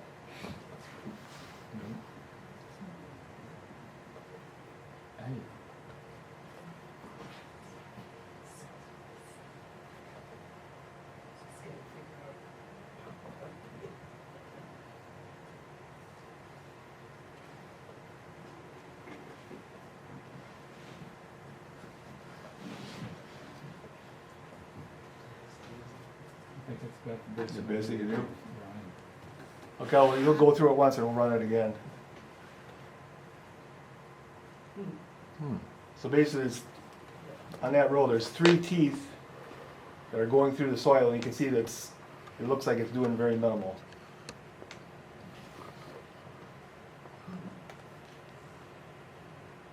You supposed to go that fast? It needs to go about 8 miles an hour. This is about. So that gives you kind of idea of what it looks like. Those are about 7.5 inches apart. The teeth are 8 inches long. And so what it does when it goes through the soil, those teeth are at about a 5-degree angle and they're twisted. So when those teeth go through the soil, what it actually does is it fractures the soil. It actually moves it a little bit to the side.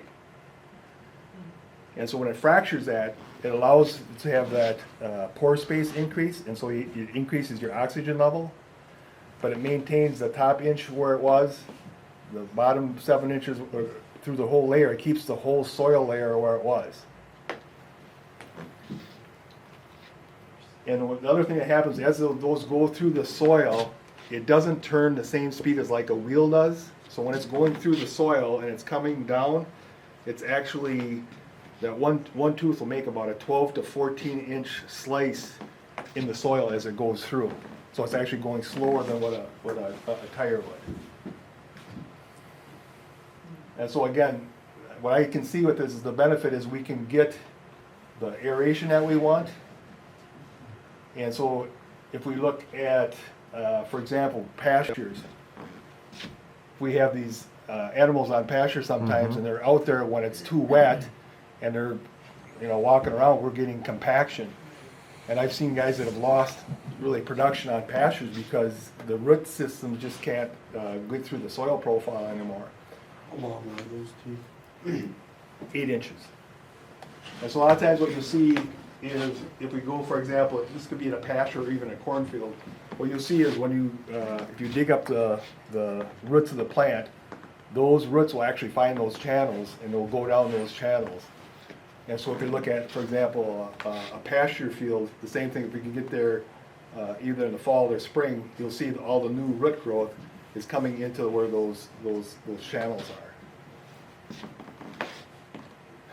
So I guess the reason I brought this up is to give you, if anybody's looking down the road that they're looking at changing some of their tillage equipment or replacing some, that this might be an option to look at.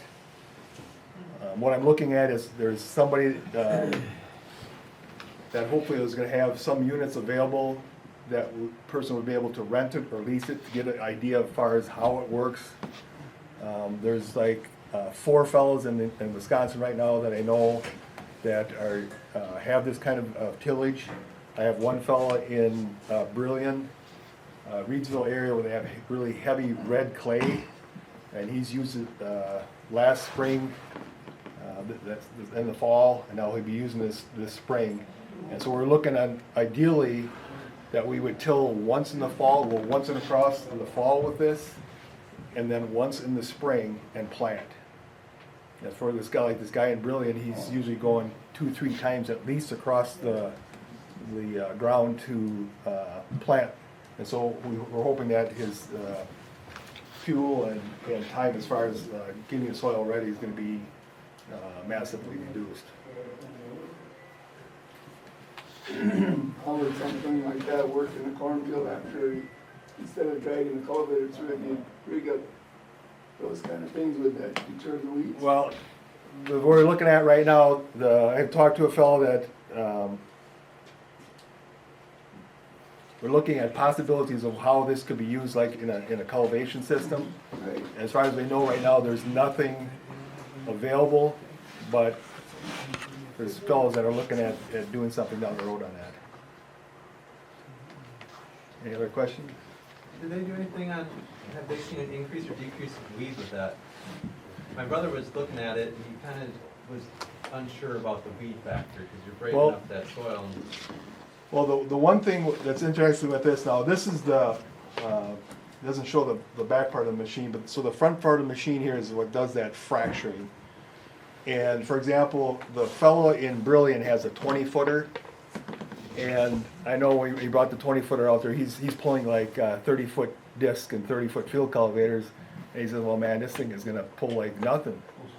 And he put this 20-footer on, and it's like, it had all it could do to pull 20 feet. So for me, then it's telling me it's doing exactly what it says it's doing. It's going through the soil and it's slightly moving it, and it's because it's taking that horsepower, you know that's what it's doing. And you can go behind that and you can actually go in those channels and you can actually, like with a knife, and you can bring up like these moved slabs of soil after that goes through. But that's the front part of the machine. Now on the back part of the machine, there's can you maybe see if they have that one? Is that on your stick? No, I think it'll be right. But anyway, in the back part of the machine, then there's these Phillip rotary harrows. And so what those are, you can put them at different angles. And what that actually does is you can work like the top 2 inch or 2 on the top. So it still keeps that like that top inch there. But you can actually terminate any weeds that would be germinating on the top. And it tends to flatten the soil, makes it smooth. And so that's why we typically want to go like 7 miles an hour with it, is so that those rotary harrows can just go across that top part of the soil to get the weed control. No, just as far as the front piece itself, it's moving the soil, does that need to have that much speed? Do you know? No, not necessarily, no. Because basically, even when you're going through slow there, you would still see those. What you're probably going to see is when you go real slow, you're probably going to see more of actually those channels that you can actually look like in the field or in like a pasture, and you'll be able to see the channels through the pasture. But no, you wouldn't have to go that fast for that aspect of it. The other thing with this fella in Reedsville or Brilliant, the one thing we had was like 3 years ago, he had a hayfield that we was going to maybe take out. He decided to keep it one more year, and so in the spring he put Italian ryegrass out there, interseeded it in the alfalfa. I said, oh, that's going to work really good, you know. So he does this on this ground, and we go out there, and this ryegrass got about this tall all season. It wouldn't do anything. I was like, what the heck? And so, but then I got the shovel out. That soil was so hard, you couldn't get the shovel in the ground. And what happened prior to that is he had these custom harvesters that come out, and when you're on the calendar, they come out, they take care of you. And so they were driving across these fields with these semis and just packing that ground. Now the thing that's sad with that is he had a good stand there, but the alfalfa would get about this tall, spindly looking, and just wouldn't grow. But it was because that pore space was gone. We didn't have any air or water movement. It was either completely like dry and packed hard, or it was too wet to go on. And I think if we would've had, something like this piece of equipment, that we could've gone, across that field, and he could've had that, be a productive alfalfa field down the road, because we would've got rid of what the problem was, the compaction of it. So again, the reason I wanted to bring some of this up is just to keep in the back of your mind, if you're looking at something down the road that could possibly replace some of your equipment down the road, it might be an option. Are there people making these machines now? Yes, this machine right here is made in California. Okay. It's been made, I don't know exactly how long it's been made Different by. sizes or just these monster ones? You don't want a 30-footer? No. Right now, I believe they have like a 10, 15, 20, and a 30-foot. Okay.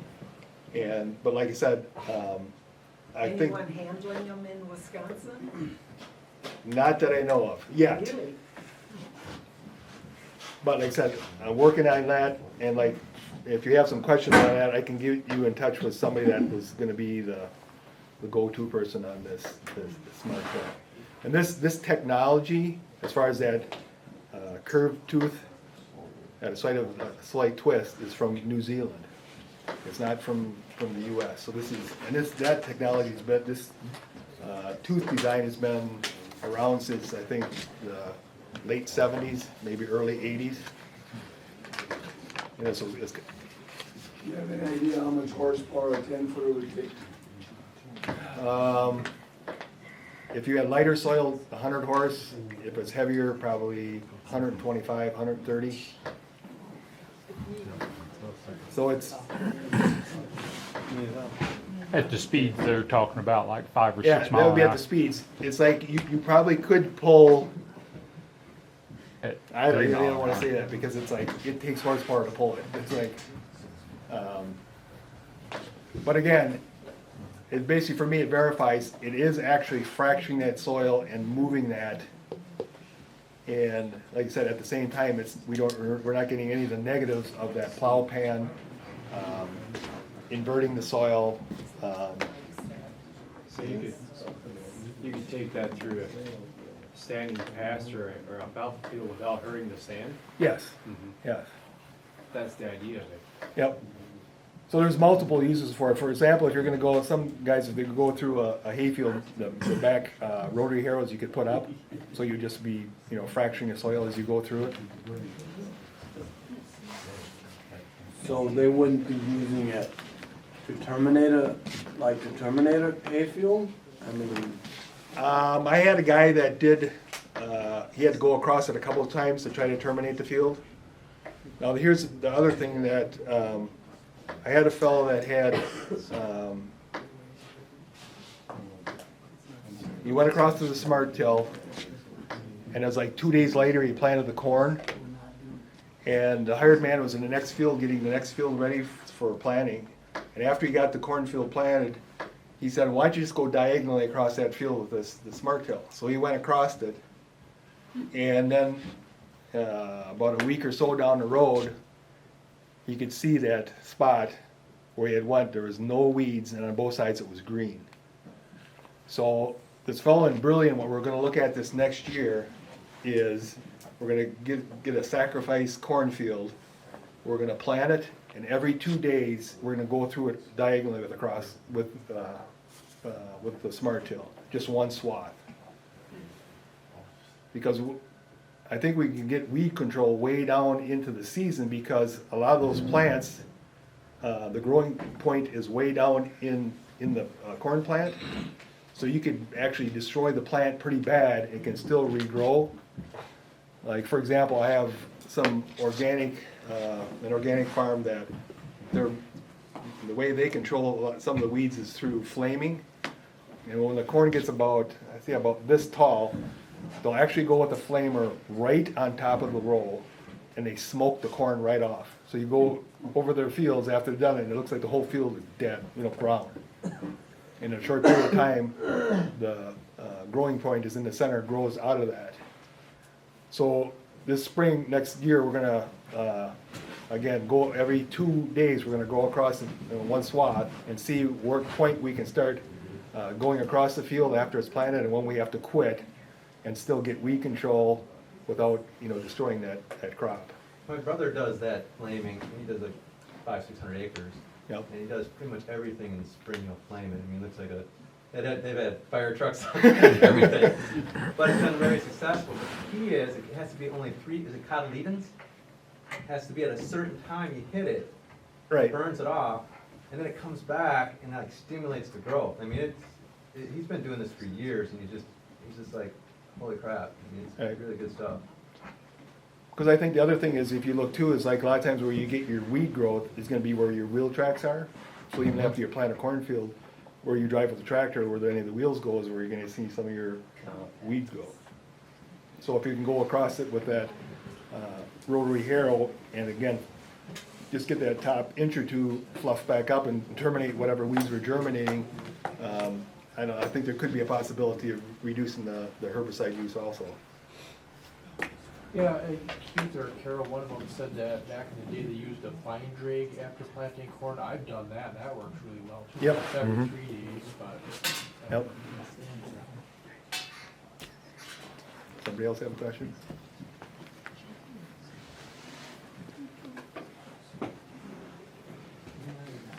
I'll maybe check and see if lunch is already here. If not, Keith, you can get going. Okay.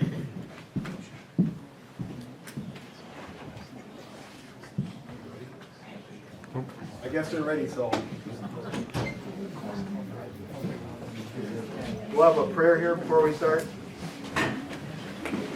Heavenly Father, we just thank you for the many blessings you've given us, and we just pray that you help us to see different ways that we can be the best stewards of your ground that we can possibly. We thank you for the meal before us, and we thank you for the hands that prepared it, and we just pray that it would be nutritious for our bodies. We pray this all in your Son's name. Amen. We got plenty of. Okay.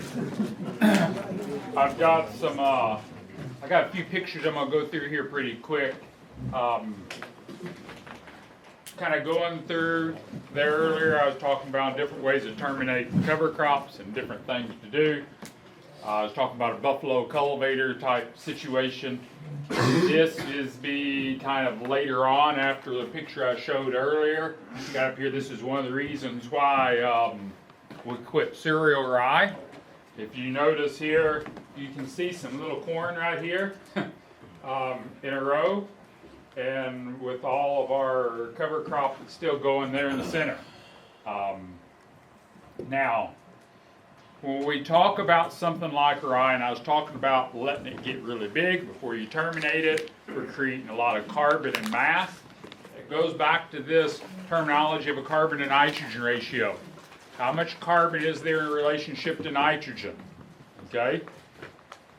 And that has all to do with your farming operation. The same process goes on out here in the woods and the forest floor too. As we look at humus, which is fully decomposed organic matter, has a carbon to nitrogen ratio of 12 to 1. You have 12 parts carbon for 1 part of nitrogen. Okay? Now as we go through looking at this list, a legume plant is going to be like a 10 to 1. It's a little nitrogen rich, a little more nitrogen in relationship to carbon. A non-legume plant, let's say a grass or something like that, is going to be somewhere like a 35 to 1. A mature corn stalk is going to be like 60 to 1. Sawdust, 300 to 1. Okay? Cedar, 500 to 1. People talk about using cedar posts for fence posts, how they won't rot. Okay? What is this process we talk about rotting or decomposing? Actually, it is this process of soil life, primarily microbe beneficial fungi, of taking something from this point to this point. That is actually what decomposition is. Decomposing is actually the changing of the carbon to nitrogen ratio from 60 to 1 everything is trying to get back to this is the balanced state. A 12-to-1 ratio is where we want to be at. So when we talk about decomposition, like something like chicken litter, depending on the amount of bedding, can be 10-to-1. A lot of bedding could be 18-to-1, especially if they're using something like this as the bedding for that. Aerobic bacteria has a carbon and nitrogen ratio of 5-to-1. So when your aerobic beneficial bacteria dies, they are actually putting nitrogen in it. That's part of what we talk about, like with the Infix product. And when we talk about it producing, that product producing nitrogen in the soil for a growing crop, it is by this process right here, okay? Beneficial fungi like your trichodoma or mycorrhiza fungi is going to be this 10-to-1 ratio, okay? So when we talk about decomposition or a fence post rotting or a piece of wood rotting or whatever, this is what's actually going on. When we look at it scientifically, this carbon and nitrogen ratio is changing. Now,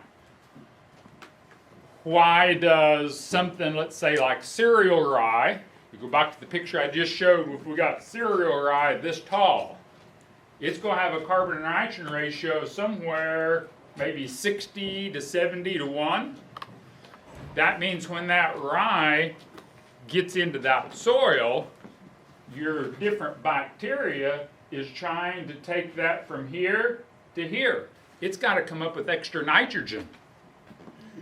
If those bacteria aren't producing fast enough extra nitrogen, then any surplus nitrogen that's in the soil is going to get consumed in this process, and then it can starve an existing crop.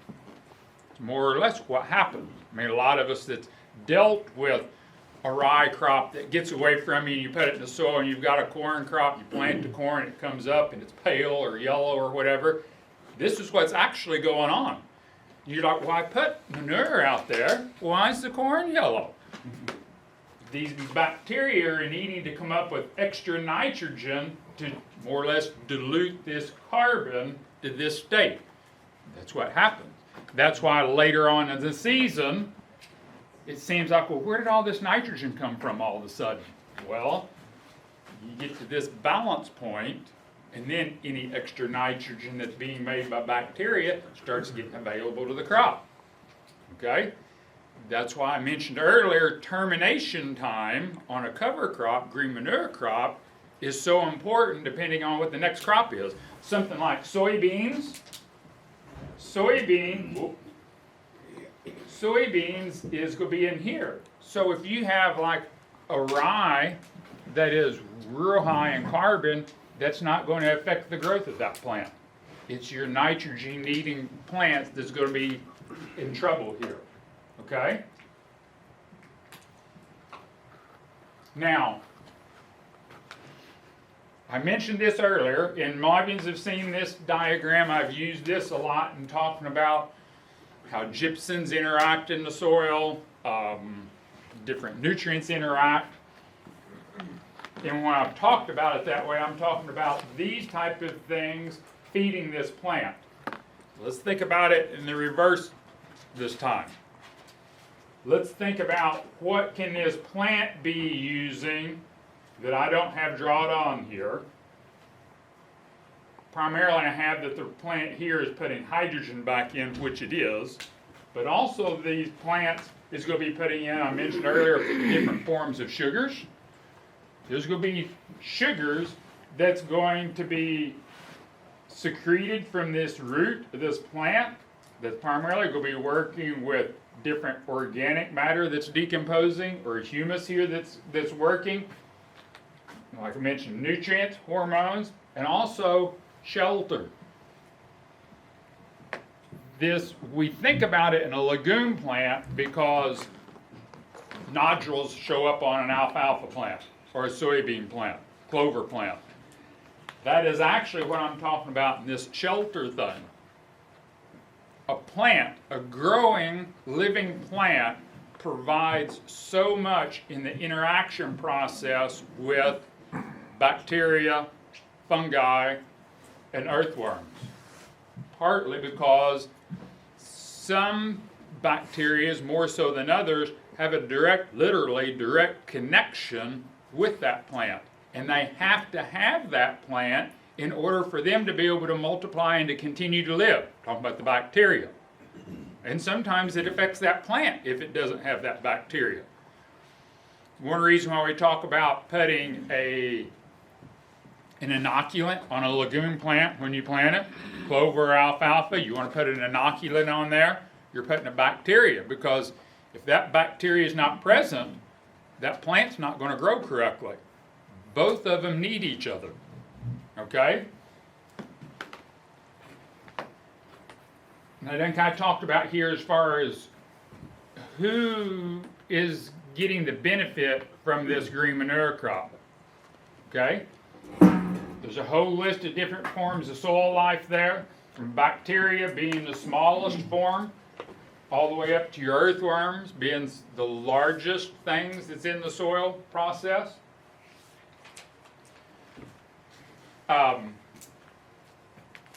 Top quote is kind of my thing. This, because of this interaction, this is why I would like to see a live plant to be on every acre as many days out of the year as possible. If you're planting corn, that counts. But what happens when you terminate and you pull your corn crop off? Is there any live plant there interacting with the soil life until the next year? Or are we just leaving them out on their own to fend for themselves for 3 or 4 months or 5 months? Okay? One of the things that I remember hearing my dad say a lot when I was growing up, he wanted a green manure crop on every acre every year. And I spent a lot of times out on a tractor and in slave coveralls and bundled up and driving out there about to freeze to death, planting a cover crop for him. I remember doing that a lot when I was younger.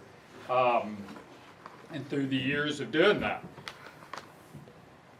Being a youngster, I thought, man, this is really something, having to get out here and freeze to death trying to plant these plants this time of year. But as I seen what happened to the soil structure in the next year's crop, where we did happen to miss a spot or we didn't have the time to get a green manure crop and you planted the whole field, you could see the difference.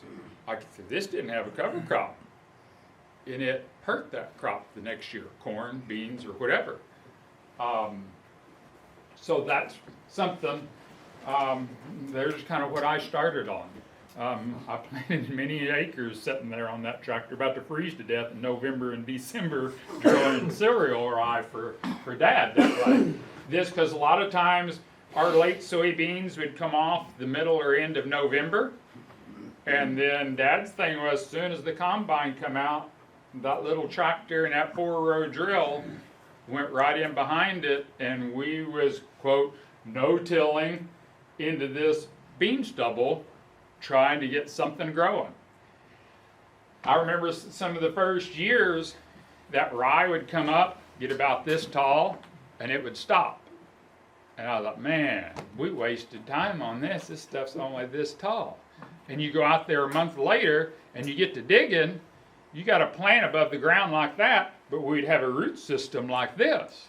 And that really impressed me as a youngster. I was like, well, maybe there is something to this thing. This thing's growing faster underneath the ground than it is on top.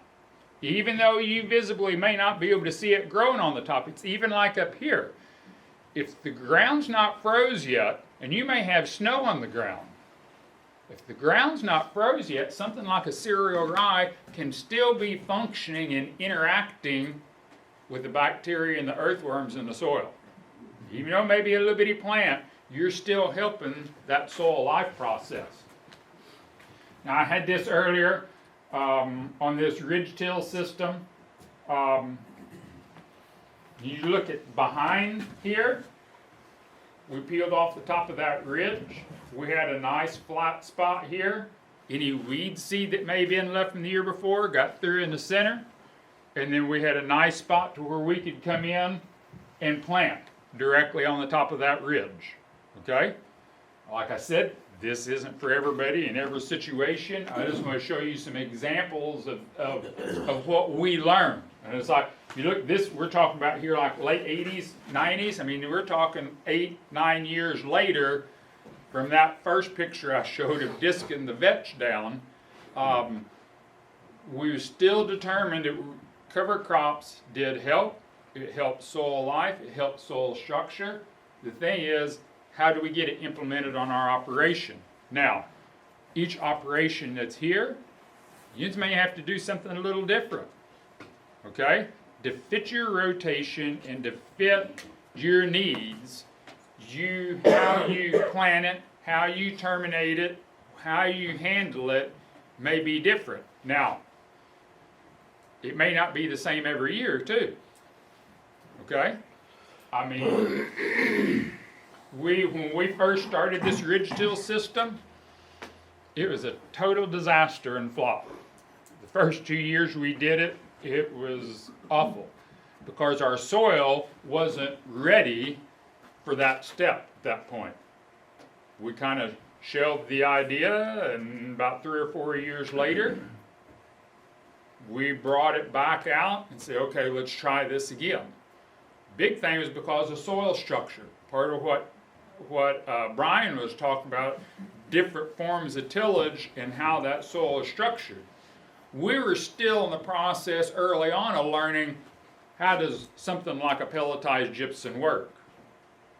What rate do we need to be?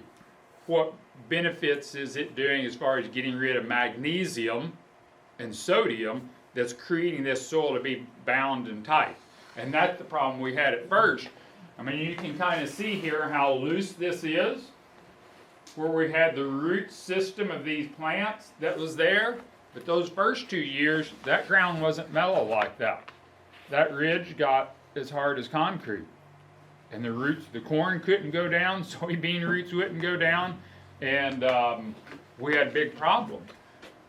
That's where soil balancing of nutrients, of your calcium and magnesium and sulfur levels, play a factor. Cover crops isn't the cure-all for everything. Just like different forms of tillage. Like Brian said, there's pros and cons of different forms of tillage. There's some that's a little better than others. You say sometimes it has to be the least of the evils as far as, okay, what do we need to do for this particular situation, okay? So, just that's why I'm kind of throwing some of these ideas out and showing you kind of what, I guess you say, some of our growing pains that we went through. Now there's like the high residue cultivator. You can see the cover crop that was left in the middles and how that is getting incorporated in at this point. That was some red clover. That was actually the after the first pass, where it kind of lifted that way. And there would be like it lay-by on corn in that same clover field. Now, one thing that I seen in our area that green manure crops helped us on the most was keeping our soil open and loose, because it was a very low organic matter, low humus content soils down there. We needed all that extra organic matter that way. Now, I don't know if you can see this. See the little white, looks like roots here? That's actually the soil life called actinomycetes. It's one of the few, outside of an earthworm, it's one of the few things of the soil life process that we can see with our naked eye without having a magnifying glass or microscope or something, okay? If you can see these in your soil, I mean, this is in behind that cultivator where we had the residue and everything. We've got a lot of soil life activity going on here at this point, okay? Sustaining that soil is important. Now, I didn't talk about this on soil balancing as far as how did this zone program Zone Products actually wasn't incorporated in or made a company until 1992, but a lot of the products that we started with was actually things that my dad had been working with since 1983. Okay? And the soil balancing, the fertilizer solutions, and trace minerals and support, amino acids is a key thing in soil life also. Also having a good clean sugar source, carbohydrate source, and all of this is about soil life. Yes, I do want you to use a good quality liquid fertilizer in your pop-up corn starter, okay? That's very important. One of the reasons why I'm wanting that good quality fertilizer is to where it's not slowing down or suppressing the soil life process that is the true sustaining factor of your crop. We can add fertilizers until you're broke. But if we don't feed the soil life, we will end up broke, okay? If we will feed them and treat them correctly, they can sustain us and keep us going for a long time, all right? Plant hormones, the infix, okay? That's a very big, important product and a very supportive products of the infix is the zone foliar supplement and the zone soil supplement. Now, I want to make a comment here. As far as something, choosing between those two products that's going to be the most supportive of giving you the most bacteria multiplication of the infix is actually the foliar supplement. The foliar supplement is going to do more for speeding up and feeding the bacteria as far as in a tank mix. If I'm mixing all this together, what's going to give me the quickest reproduction of bacteria and trichoderma fungi in my tank mix before I go out and put it out? It's going to be the foliar supplement. Okay?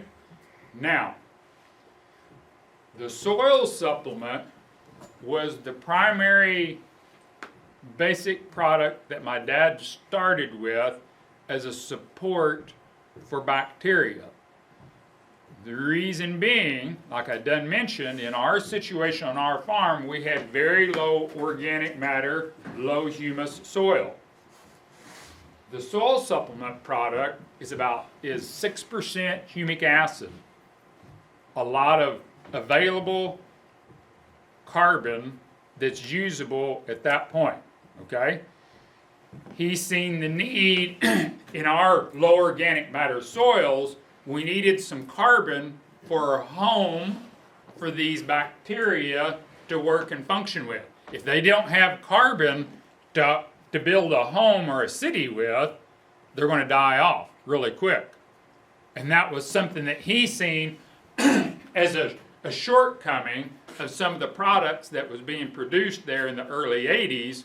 They didn't have any support to keep the bacteria alive past 2 or 3 days. Now, if you have some really sandy soil, low organic matter, low humus soil, I just came from doing a meeting yesterday down here around Marcassan. You get out west of Marcassan, I mean, some of that out there should be a beach instead of them out there trying to farm it. I mean, it's just like beach sand out there. Now, in those situations, I would say to use the soil supplement every time, and that's what I tell those guys down there, because they got low organic matter, low humus soil. There's not much carbon there for the bacteria to work with. See what I'm saying? That in their situation, the soil supplement's going to be my first go-to. Now, if I get someone that's been working with green manure crops, your animal manures, in balancing the soils and things like that, it'd almost be kind of a toss-up if I would say you need to use foliar supplement or soil supplement. See what I'm saying? I want to let you know the difference between those two, but in a laboratory setting of being supportive of the bacteria in the infix, foliar supplement's number one. Even so, above the MS crystals, which really kind of startled me. If you're going to just use one thing, the foliar supplement can do it. Now, the MS crystals is needed for long-term energy for those bacteria, okay? But I wanted to bring that up. I mean, at some point, and I'm not going to do this for the sake of trying to confuse everybody, but at some point, I'm going to change the names of these two products. Because using the term foliar supplement gets people confused sometimes. Because I have sometimes people call and they're like, you recommend using this foliar supplement in my soil spray or in my corn starter? I thought it's just for foliar spray. And I thought it was the only thing it was used for. And it's like, So sometimes the name can make it kind of confusing that is a very beneficial product even in a soil application, okay? Now, are you talking about using the soil supplement even on a foliar application too? The Or soil? Are you talking No. strictly on Anytime we're going to come in direct contact with the ground, yes. Yeah. As far as as a foliar spray directly on plants, yes. I'd always choose the foliar supplement over the soil, yes. Thank you for clarifying that. Now, to give you a little background on this Infix product, there may be a few people here. Brian started, I think, what was that, Brian? Year 2000? 2001, when we first started kind of working together. When we started, each jug of soil supplement, each 2.5 gallon jug, came with what we called a little dry pack. Okay, there may be some of you in here that's working with Brian long enough that may remember that. That was the bacteria. We didn't have the Infix product. When Brian started, actually the Infix just came on the market in 2000. So when Brian was first starting with this, the Infix was a really new thing, but we still had the little dry pack of bacteria that came with each jug of soil supplement. Okay? From that work with that dry pack that my dad had started working with back in 82 and 83 is when he started working with those bacteria. We kind of narrowed down, picked out the nitrogen fixing bacteria that was working really good in that dry pack, greatly increased the number of them, and came out with this Infix product. We started working with it in 98, and like I said, it came on the market in 2000.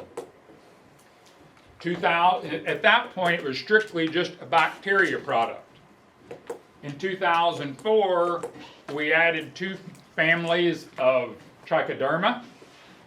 2010, 2 more trichoderma families was added, which would give us a total of 4. And then in 2012, we actually, at that point, was completely eliminated. We completely eliminated the dry pack with the jugs of soil supplement and went back and incorporated them into the Infix. The reason being is to kind of make it simpler for everybody in distribution, because the thing was, about every time someone was using the Infix, they were using the dry pack and the soil supplement anyway, so we just put it all together that way. Now, in 2019, it was when some of the first completely water-soluble Infix came out. Now, in this coming year and going forward, I've added a 5th family of trichoderma fungi. Now, when I use the term trichoderma is a genus or a subcategory of the term mycorrhiza. You out here, there's a lot of companies out here that says they have a mycorrhiza fungal type product. the mycorrhiza term is a very broad term. It's like saying cow. I mean, you have Angus and you have Holstein. You go through the mycorrhiza is a very broad term. So I get kind of aggravated sometimes in the industry, and people say, well, we got a mycorrhiza product. And I've had some people, salespeople, them say, well, which family? And they're like, what's a mycorrhiza? And I'm like, well, there's like 15 different subfamilies of mycorrhiza. And it's like trichoderma, that's even a, like when we're identifying people, this trichoderma would actually be like my last name, Montgomery. There's many subfamilies of this trichoderma that isolates it down to a particular, say, household. I mean, we could take any one of you here, and I mean, there's several families with the same last name that you have, but to isolate it down to your particular household, and the same thing goes on with these bacteria and fungi, okay? I just want to kind of throw that out to make you aware whenever you hear people talk about products. If they come and ask you, say, were you using a mycorrhiza product? And you're like, well, I'm using this Infix. Oh, you need to be using a mycorrhiza. Well, you got 5 families, 4 for sure that we've had here for several years, going into a 5th one this way, okay? And also, I've increased in the future, we've increased the rhizobium species to a total of 3. There had been 2, added a 3rd one, and then we've doubled the total count of the rhizobium families. I'm doing that, trying to give a little more support for nodulization of legume crops. Rhizobium families is the families that does any nodulization on a legume plant, okay? So I'm trying to give a little more support on that because it seems like that is something, because of the GMO age that we're in, that seems to be a real dragging point with a lot of legume crops. Things aren't nodulating like they should. So that way anybody that's using the Infix is going to get additional support that way. I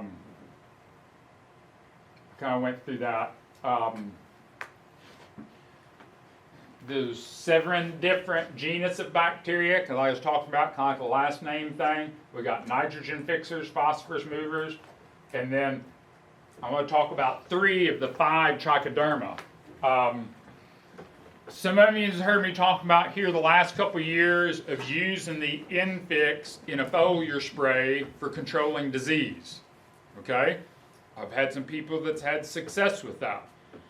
Doing more research into that, I have found that one of the trichoderma families that was already in the Infix is what was really giving us our benefit in using the Infix in a foliar spray situation of spraying onto a plant for controlling some diseases. Because this one family of trichoderma can stay alive on the leaf of that plant for several days. Okay? The bacteria that's in the Infix isn't going to last that long. Okay, I just want to let you know that if you decide to use the Infix in a foliar spray situation to control some blight or wilt or different things that's going on a surface of the leaf, it can help. Don't count on the nitrogen fixing or the phosphorus parts of the Infix at that point. Okay? One of the other families is really good for breaking down cellulose. All right? There's a family that was already in there. So if you have a lot of really high carbon, high lignin structure, kind of like a corn stalk, this one family of trichoderma is really good at breaking that down in smaller pieces quicker for other bacteria and other things to continue that decomposition process. Okay? Now, the family that I added in the coming future, here in 23 and beyond, Like anybody here that raises onions? I didn't really hear much produce. Yeah, okay. Don't use the new infix on onions, okay? Why? I was kind of in a quandary on this. There's the one family of trichoderma that I added.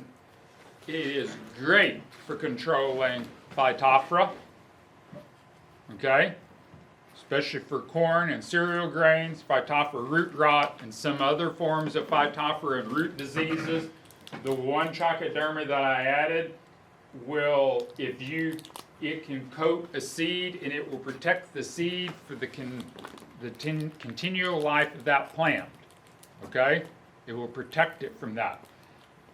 The drawback is, that particular family has been known to be an agent or kind of a perpetuator of green mold rot in onions.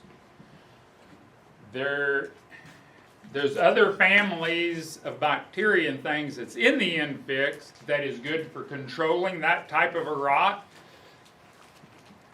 And I have so many cereal grain and corn growers that uses the infix, I decided to go ahead and put that other fungi in there and more or less tell everybody, because I don't know that I've got that many people that's growing onions on large scale that's using the infix. So I'm just kind of telling everybody that even in your own garden or whatever on onions, don't.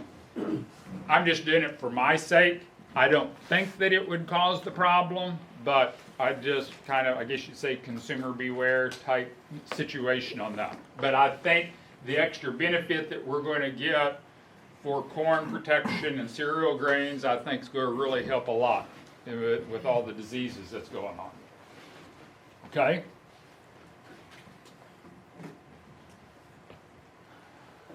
Also, some of the dry ingredients in the infix as far as for supporting bacteria. That's when we talk about green manures and how green manure crops interact with the soil. That's one reason why a product like this infix for increased nitrogen production, phosphorus availability, the more time that they have to interact with live growing plants, the better the production and performance you're going to have out of this product. Okay? That's one of the reasons why that on the infix that way. Now, I get some questions asked quite a bit about infix. How much nitrogen is it going to produce? In the general rule, I usually say about 20 pounds of nitrogen per month during the growing season, especially in optimum type conditions. Soil temperatures of 35 to 80 degrees. So would that be a single application or of Enfix? Technically a single application, as long as nothing happens to terminate those. If we meet these optimum conditions on these temperatures, moisture, like what I was talking about where I got so dry this fall, I counted probably a lot of my infix application I put on this spring. I may have lost everything because I got that dry for such a long period of time. Some of them, the more carbon and root mass that they have to work with, it helps buffer with these situations, okay? So we need a good temperature, 35 to 80 degrees soil temperature, enough moisture, and they need to be able to breathe.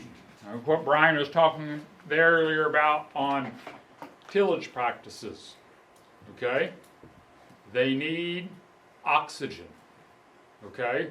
Now, like he said, we can't overstimulate with oxygen, or we can hurt some of our trichoderma fungi there.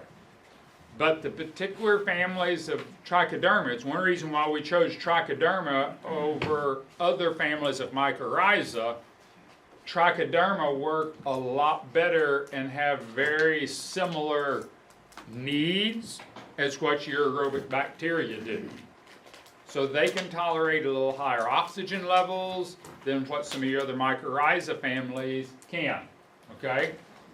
Now, another thing that plays a big factor is soil balance.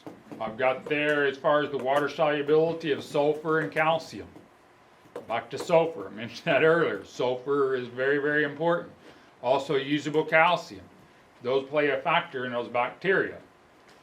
Now, on the general rule, for about every pound of nitrogen that the infix will produce, it's going to make about a pound of phosphorus available. It's not going to make phosphorus. It's going to, kind of like I was talking about earlier about the buckwheat. The bacteria in the infix will take inorganic forms of phosphorus that's in the soil that a plant can't use that phosphorus, and it's going to break it down to where a plant can use that phosphorus. Okay? So it doesn't make the phosphorus, it just makes it available of what's already existing in the soil. Okay? Now, I've got there some things that you could do to help boost this nitrogen production above the 20 pounds and the phosphorus. Where's your manganese level at? In your soil. The aerobic bacteria needs a good level of manganese in order for the bacteria to be able to function. Okay? So watch that on your manganese level. I like to see at least 15 parts per million of manganese on a soil test, which that's equivalent to like 30 pounds per acre. If you're short of manganese in the soil, I would suggest adding some VR5 or some straight liquid manganese anytime you're applying the infix, either in a soil spray or in a starter. If you know your soil is deficient in manganese, put some manganese with the bacteria. That way you know you've got some right there with them whenever they start their process. That can help you on more nitrogen production. Yeah. I've got some land that's been rented by a guy that cash cropped for years. And it was GMO beans, so they always sprayed the Roundup on there, which Roundup is supposed to tie up manganese. Now, how is that gonna be an issue with growing things because of that? It is, and that's where you're gonna have to really kind of watch, knowing that situation. Anytime I made an application of infix, I would make sure I had the VR5 in there with it. Probably more so the VR5 than even a straight manganese. More from something I don't have on there is molybdenum. Molybdenum is a macronutrient that is essential for aerobic bacteria also. There's molybdenum in the VR5. It wouldn't be in like the zone straight liquid manganese. There's no molybdenum in there. But the VR5 and the TR3 does have molybdenum in it, moly. So, knowing that you're going at a situation like that, if it was mine, every time I'm using infix, I mean, I would probably be using something like 8 ounces per acre of the VR5 with every application of infix. Now, back to your question there earlier about one application of infix. You get a situation like that, knowing that those bacteria are going to have a tough time, either from glyphosate residuals or for nutrient tie-up. If you're able to, making multiple applications is going to help speed up the, I guess you'd say, the reclaiming time of reclaiming that land to getting it back to where it needs to be would be of great benefit. You can't just add extra infix? What now? You can't like over concentrate your infix to make up for that? You could increase the rate in trying to put way more bacteria out there, but if there's a soil condition that is detrimental to them, I would rather try to, let's say, make an application every five months apart to try to, because if we put a whole lot and they're still going to die off at some point, we're going to get too low. So where if we could make 2 more moderate applications. And that's why, I think that was last year I was talking about that. In the past, I primarily talked about using it as a spray situation, broadcast spray. I'm really leaning heavily with the soil spray application of not being a spray, but more of a streaming application, putting it on with streamers. That way, especially if we got more people that is doing some no-till or strip tillage or whatever, to where we can more get bacteria over as many square feet as possible. But if we can do a stream, we're going to give them a higher survivability rate. Okay? Does that make sense? Brian? Well, the thing is, one thing with the end fix, it's kind of different than looking at your other nitrogen sources. Well, for example, you can't put out, for example, double the amount of end fix and then get 40 units of N per month. It doesn't work that way. Right. And the other thing is when you go, for example, and use end fix, and let's say you use a high rate of nitrogen from 28 or urea, if you go at a really high rate and have a bunch of nitrogen out there, your nitrogen fixing bacteria in end fix will actually go dormant because they're looking at there's plenty of nitrogen out there, that makes them shut down. So you have a benefit from end fix, you can't over apply N. Now some guys are, you know, just a regular commercial farm, they add 200 units of nitrogen and say, well, I'm gonna use this end fix and get another 20 units. It's not gonna work like that. Yeah. I've had guys down in Illinois, down in the Corn Belt area, they hear something like this on this infix, and it's like, oh man, the traditional university thing is, well, you can get a bushel of corn for every unit of nitrogen applied. Well, if I can put this infix, I can increase my yield another 20 bushels. It don't work that way, okay? If they don't decrease on their conventional nitrogen usage, let me put it that way.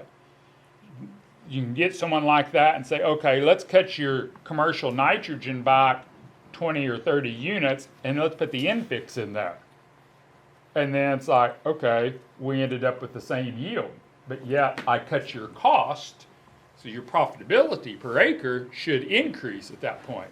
So that's kind of how that works too, that you can't, like Brian said, you can't double the rate and expect to get 40 or 50 pounds of nitrogen per acre, okay? You'd rather have like more water applied per acre when you're trying to apply it? More what now? Well, like if you're mixing and spraying it on, you would want like 20 gallons an acre versus 15 or 10. As far as the total spray solution. Yeah. As long as, the key is, we want to get the bacteria out of direct sunlight. So whatever, depending on the amount of, if you've got a cover crop this tall, or if you just have, let's say, corn stover or soybean stubble that's left, I just want to make sure that those bacteria gets down to the soil surface and out of direct sunlight. So that can vary. I mean, I hate to put a set amount. I mean, you get someone, they may be able to stream on 10 gallons to the acre total and get it where it needs to be, and someone else may need to be up 18 or 20 gallons to the acre. Does that make sense? Incorporation would probably work best, I understand, to get it in soil. Of the in, Yeah. Or heavy rain. yeah, I mean, Brian? Yeah, 'cause, you know, I'd say incorporation, because even the other thing is I'll have guys use some end fix on their pasture ground. And we try to time it, for example, if it's cloudy, you can spray it 36 hours ahead of time, as long as there's no sun.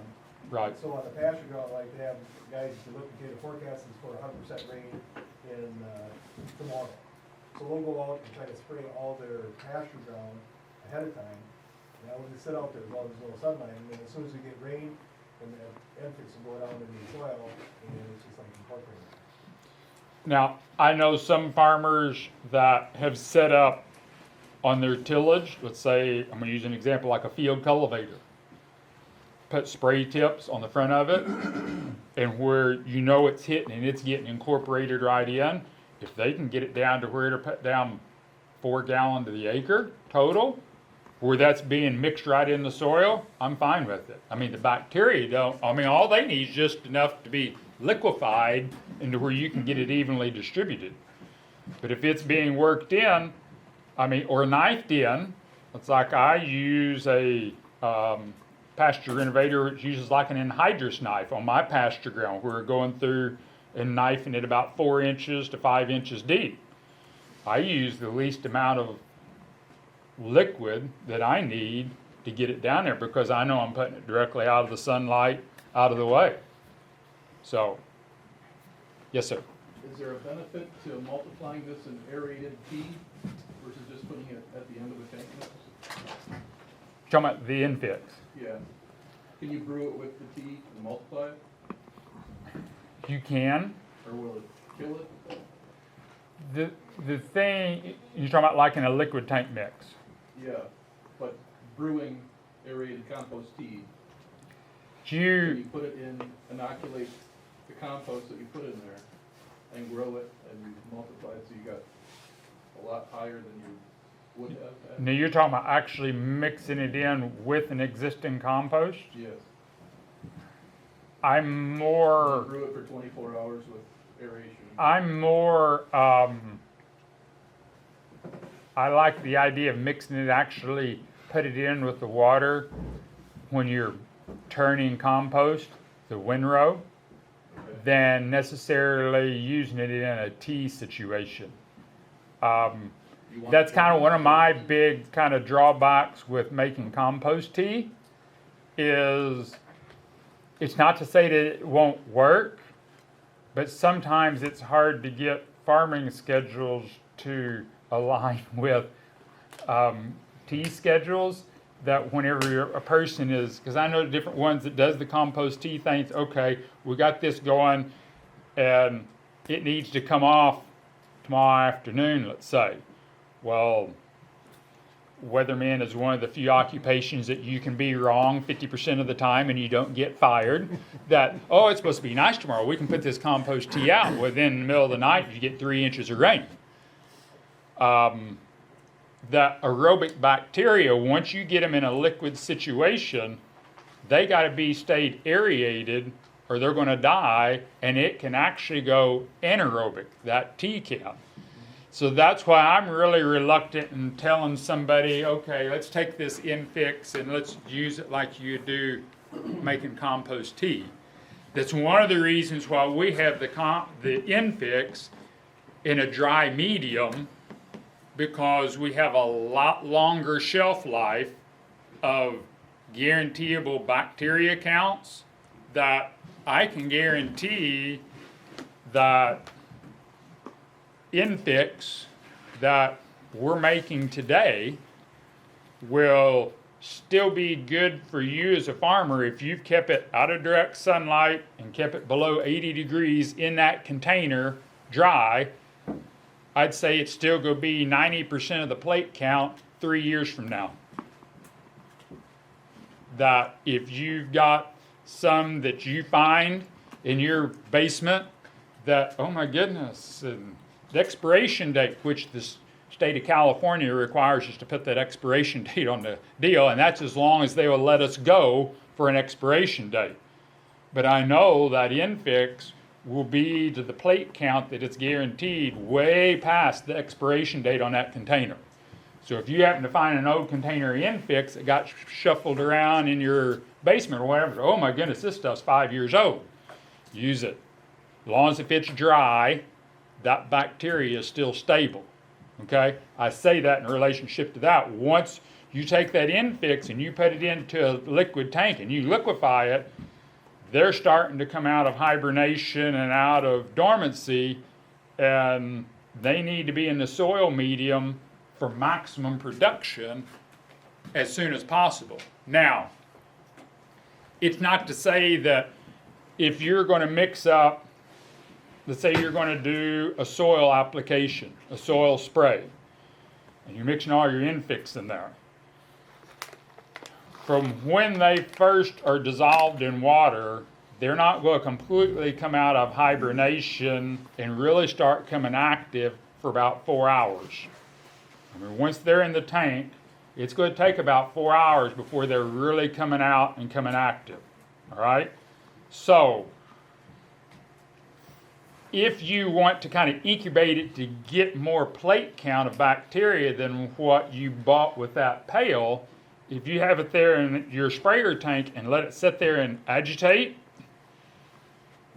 you let it do it for 3, 4, 5, 6 hours, those plate counts will go up, okay? As long as they got carbohydrate energy. It's one reason why we want to put the MS crystals in with the tank mix. You can elevate that bacteria count, okay? Now, the longer you wait, the more critical it is to make sure that you get it all applied and into the soil, because I don't really like it seeing it set in a liquid solution over about 10 hours. Just because I hate to see, if you paid for that infix and those bacteria, I want you to get the whole thing out in the soil where you want it. Does that make sense? So, but you could let them incubate for 5 or 6 hours and get more than what you bought in the pail. That is possible. Would you benefit from adding molasses as well, instead of just the crystals?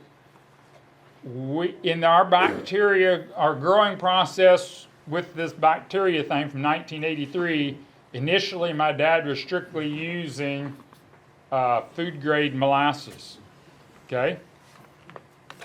About 86, we got to noticing that there was some issues going with the bacteria. We wasn't getting the plate counts. We were incubating, kind of like what I was talking about in the tank mix, and then pulling a sample and counting. Well, our plate counts was going down instead of up. And we kept investigating and kept messing with different things. And we come to the conclusion that it was our molasses. We're supposed to be the food source to feed them. Well, we was getting, at that point, he was getting it through Cargill, food grade, certificate. So we kept talking to Cargill and said, is there a contamination somewhere? Nope, nope, nope. Well, finally, one of them said, we told him what we was doing. And he said, well, let me tell you. And this was in, like I said, 86.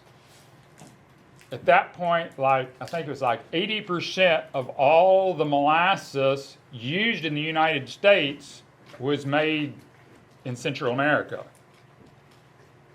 Jamaica, Panama, different places there. He said, by the U.S. food law,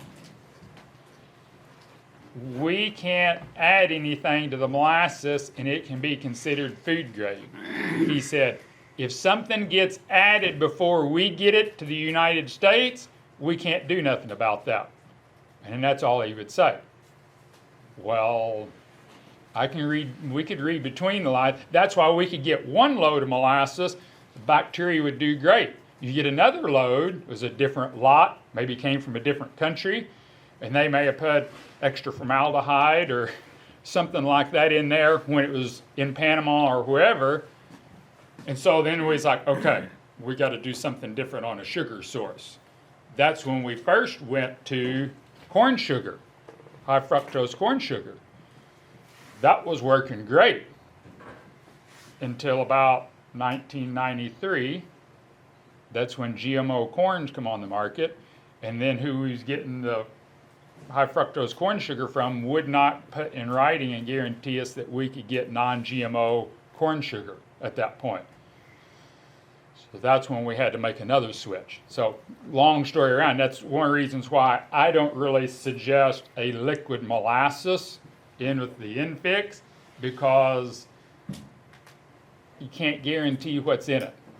Now, I've got some Amish groups down in Tennessee and Georgia that raises their own sorghum and make their own sorghum molasses syrup. Well, if they get a batch that didn't cook right and it turns real dark, because the lighter colored stuff brings more money, with the dark stuff, they dump to the side, and that's what they use to mix with the infix. Well, they know nothing's been added, it's 100% pure liquid, that I'm fine with that. But just buying general molasses, and I just gotta say that in general, I mean, I don't like it. Just for the potential, we can't guarantee what's in it, okay? That makes sense? That was a tough learning process for us, because it was like, man, what happened with the bacteria? But, okay, anybody else before I go on? I have one more thing on the hand fix. Harry, can you tell what you did in your greenhouse? I have a greenhouse as a home business. And in that line of business, I was told by Arlen Bull, I don't know if any of you guys know him, he's, I can't think of his company name, but they say Sepchenta or some of those come out with a spray, and then the patent runs out, they'll buy it and redo it. Maybe you can tell me what the name is. I can't think of the name right now. You know where he's from? He's but this- it's not new farm, but he's. Arlen Bull is the guy, head guy. Anyway, I was talking to him about this. So I'm talking about greenhouse now, just so you guys know, I'm talking about greenhouse. In that line of business, I learned about aphids, thrift, and all that stuff. And everybody keeps telling me, what would you do to kill those bugs? That's like an enemy in my work. So I gotta get something to kill those. Well, they got this spray that we use, but just using the spray did not convince me that I will get it. So I'm one of those guys, I wouldn't set a mouse trap without peanut butter or cheese on it and think I can catch a mouse. That's my way of thinking. You follow me? So, what do? I add sugar, MS crystals, to the spray that I apply to my plants. I did this for 20-some years now. So, last year, Bob over here introduced me that, oh, there's Enfix and MS crystals. So I also raise produce. So to give you a little idea what I'm trying to say, we raise pumpkins too. We've done that before we had a greenhouse. So we raised these pumpkins, and we always had a problem with these squash bugs. These are little bugs with black wings. You know what I'm talking about? I'm sure you all know what I'm talking about. We had a problem with those bugs. And I'm like, geez, what can I spray? Well, in order to spray, we raise zucchini. You can't spray zucchini with any sprays hardly that you can harvest and keep harvesting while you spray. Well, Brian here told me Enfix would be okay. So, what do? Last year, we sprayed our zucchini patch with MS crystals and Enfix. As long as we stayed on top of it, like maybe once a month or every 3 weeks or whatever, we basically had to, like you were saying, we watched our timing kind of like, okay, it's going to rain, so we sprayed it. Because I didn't want to spray it in sunshine. We never had a bug problem. So I'm trying to say, we never had a bug problem until we got so busy that, well, we don't have time to spray anymore. About 2 to 3 weeks after those little bugs, those little yellow ones with black wings, were on the plants, and those other squash bugs, you know what I'm talking about, that's got like a little boar? They came onto the plants. Like, geez, I messed up again. I should have kept spraying. So, that's all I got to say. So basically, it's like, we actually can get some pest control. I think we can use that Enfix on a continued basis, because I think, Elvin, you had that with the raspberries, didn't you? Yeah, we did. I think you had some kind of a worm, or what was that? A little green worm. Little green worm. After I sprayed with the MS crystal, the Enfix worms fell off. That was one other thing that I forgot to mention is where we go to greenhouse meetings too. They say that little insects like that cannot digest sugar. Mm-hmm. So my thought was to spray sugar and sprays together. It's like a mouse trap. Get it on the leaf, they come out and eat that, and then. Well, and also as far as like an organic insecticide, a lot of us have probably heard or used a BT. I mean, that's where they got the idea for GMO BT corn, was from people using the bacteria, Bacillus thuringiensis is actually what BT stands for, that whenever certain insects get that on them or they ingest it, it more or less gives them food poisoning and they die. There is other families of bacteria that will work on different insects. Like I said, there's like over 20 different bacteria in the Infix product. So it's kind of almost like using a shotgun effect that way as far as what you were doing as far as on insects. Now the concentration probably is not going to be as strong as like using a BT product, going out and doing a foliar spray of dipel or something like that, as far as the amount of that one family using Infix compared to dipel. I can't deny what you're saying, that it very possibly it can do that. I mean, bacteria can do that. I like to hear success stories like that. You're not going to come near getting,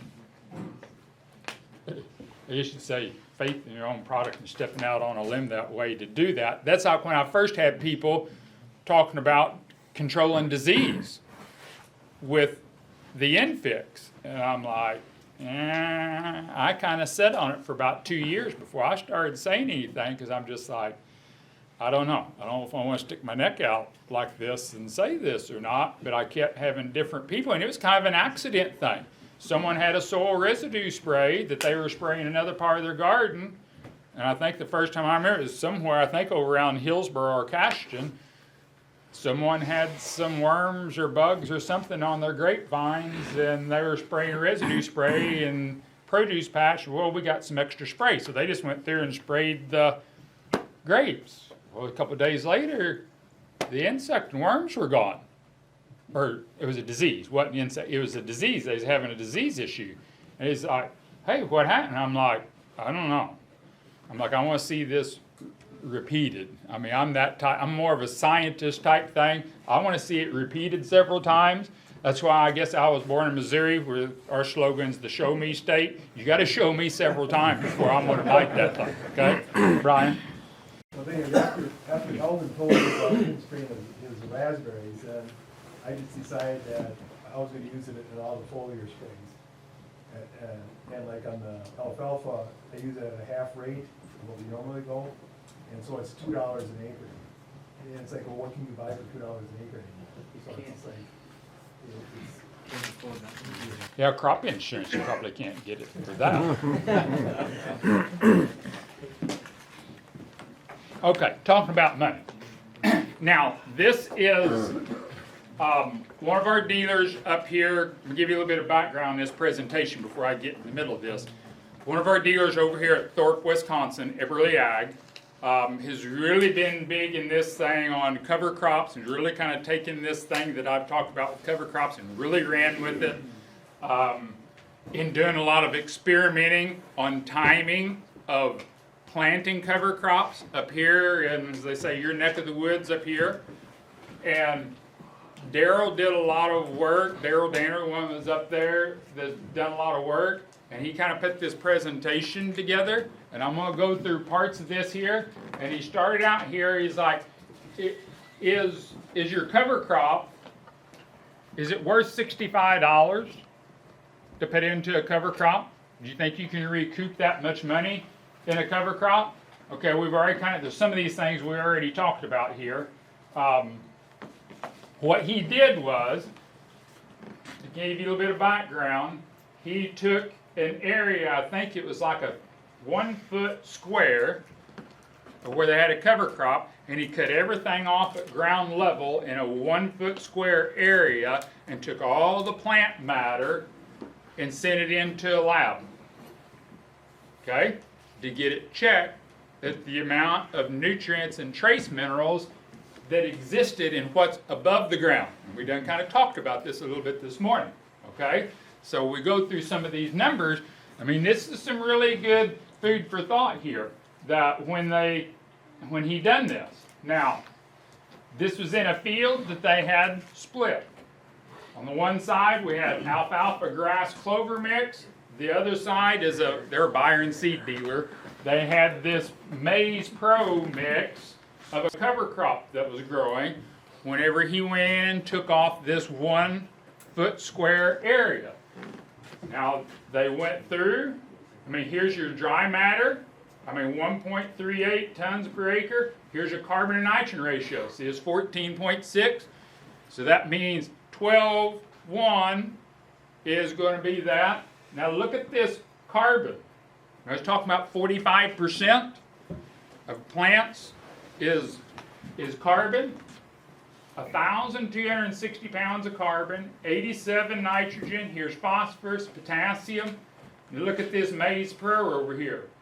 1.1, 12.1 carbon and nitrogen ratio. It ain't going to take much for this to decompose, is it? Okay? Here's our carbon, nitrogen, okay? Now, here's that same one. He put dollar figures here. Now, I realize, and I will say this, your phosphorus and potassium numbers here is technically will be nutrients that this cover crop pulled from the soil, right? And we're going to agree that. I mean, it just didn't come up with that from wherever, or if there was an amendment that was applied to it. But now this nitrogen, a large percentage of this nitrogen may have not come from the soil, okay?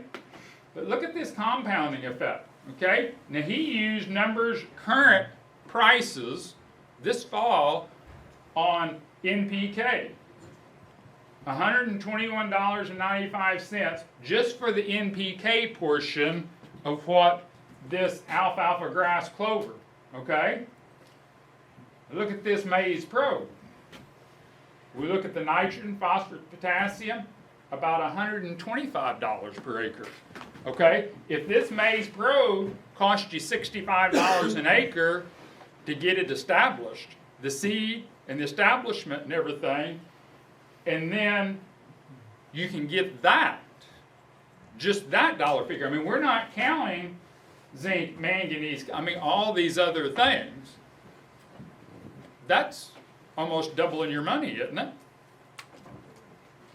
Now, remember what we said earlier? This is only the top portion. This ain't counting what's below the soil surface. All right?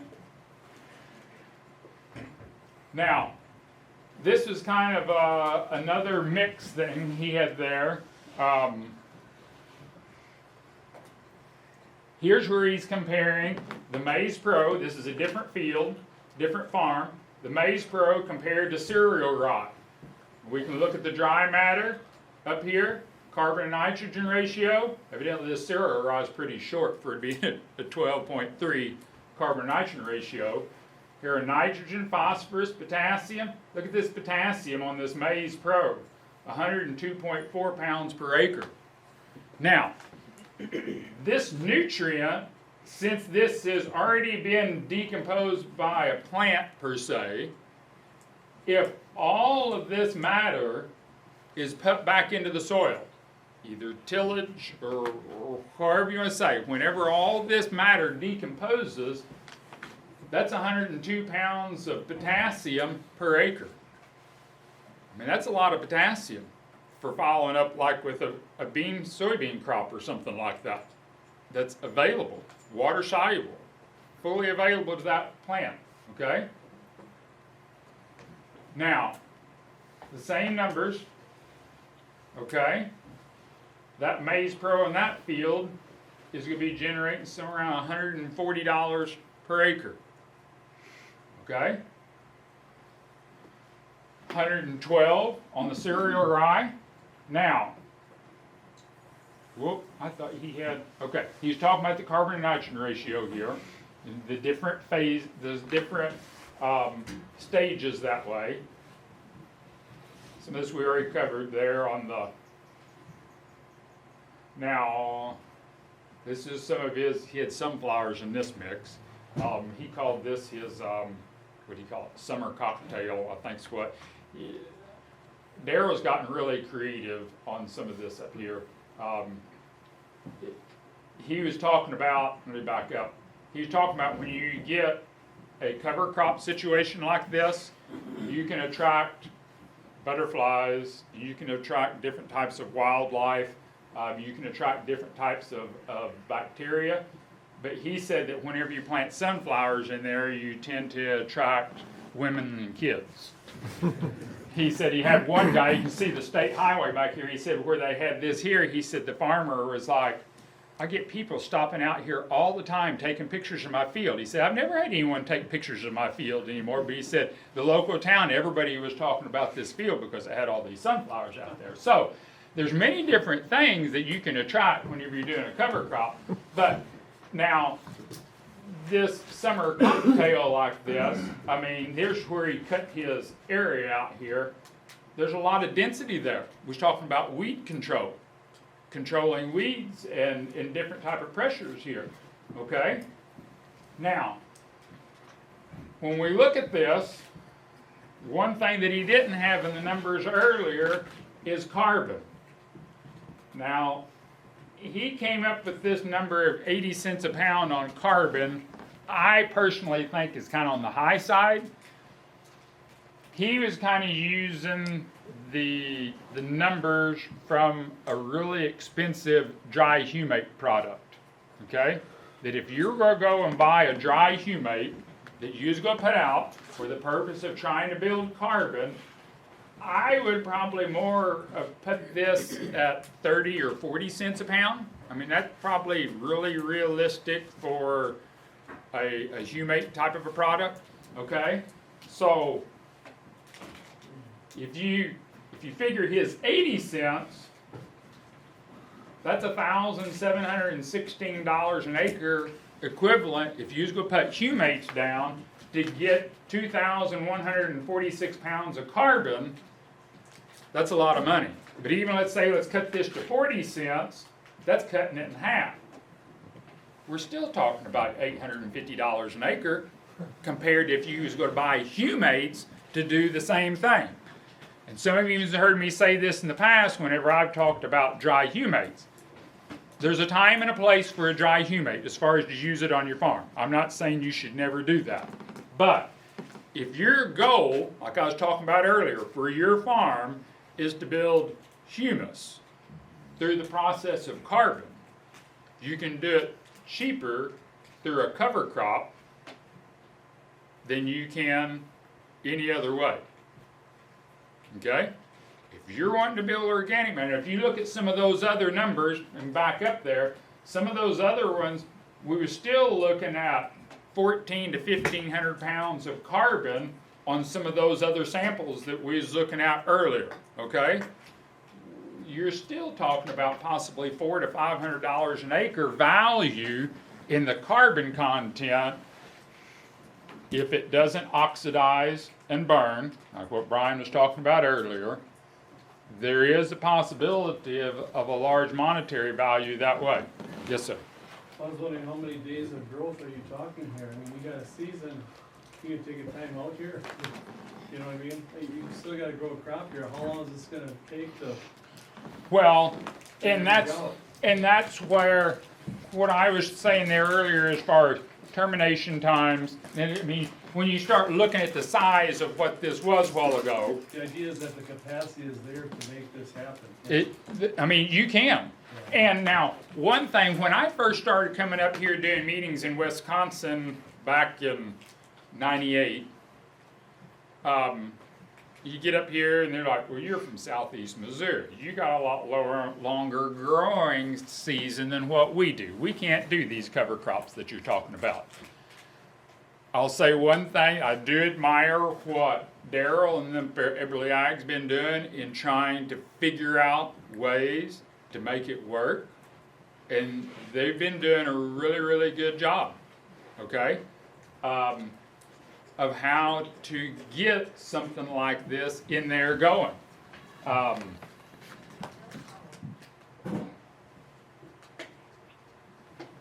This is kind of a, for up here, for a regular dairy type operation, this is kind of a rotation that Daryl came up with. This is a 4-year, maybe I need to advance that again. Year 1, corn silage, going to triticale. Now they're doing a lot of, they're seeding some of their triticale and cereal grains when the corn's like at V5, V6, 5 to 6 leaf.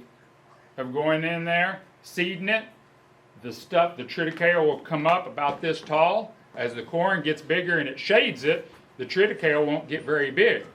But now, once they come in there and let's say they're taking it for silage, that stuff's already started. Once it gets sunlight, I mean, I've seen some pictures up there a month later, and that rye is up like this, okay? That you can do this. And then you start looking at year 2. If you get that triticale early to where you could take it as a forage, and then here's his summer cocktail with the sunflowers like we've seen the pictures of, terminating it and coming back with wheat, have your wheat grain, then come back with that maize pro after the wheat, and then come in with corn and rye for your 3rd and 4th year. It's really good. I mean, the rotation he came up with, and through that, technically, he got 2 really good green manure crops in here that's not being harvested, that carbon is being put back in there, okay? Now, it's not to say that you're going to do, especially at first, I wouldn't suggest you doing this on every acre. But this is something for you to think about if you're a dairy operation, as far as, is there a possibility of some way, sit down and look at your rotation, is there some way, even one time out of 4 years, can we pick up that 2,000 pounds of extra carbon to put back into that soil, okay? And even if you set it up to where, okay, I'm gonna do this 1 every 4 years to where I can rotate where that's happening on my farm. That way, each year I may have a limited number of acres that I may be coming in with something like this to make changes. Tell you a story off from our situation. I don't know what year that was. I think I was still in high school. My dad made the decision we was going to have winter wheat, so we was going to have wheat here, and then we come in and frost seeded red clover in it. In June, we thrashed our wheat, we let the clover go. It got up, bloomed out, we come in with a flail shredder, shredded it down, came back up. Well, then my grandpa figured out that we wasn't going to double crop soybeans behind the wheat. And he was like, he knew he wasn't going to be able to talk my dad out of it.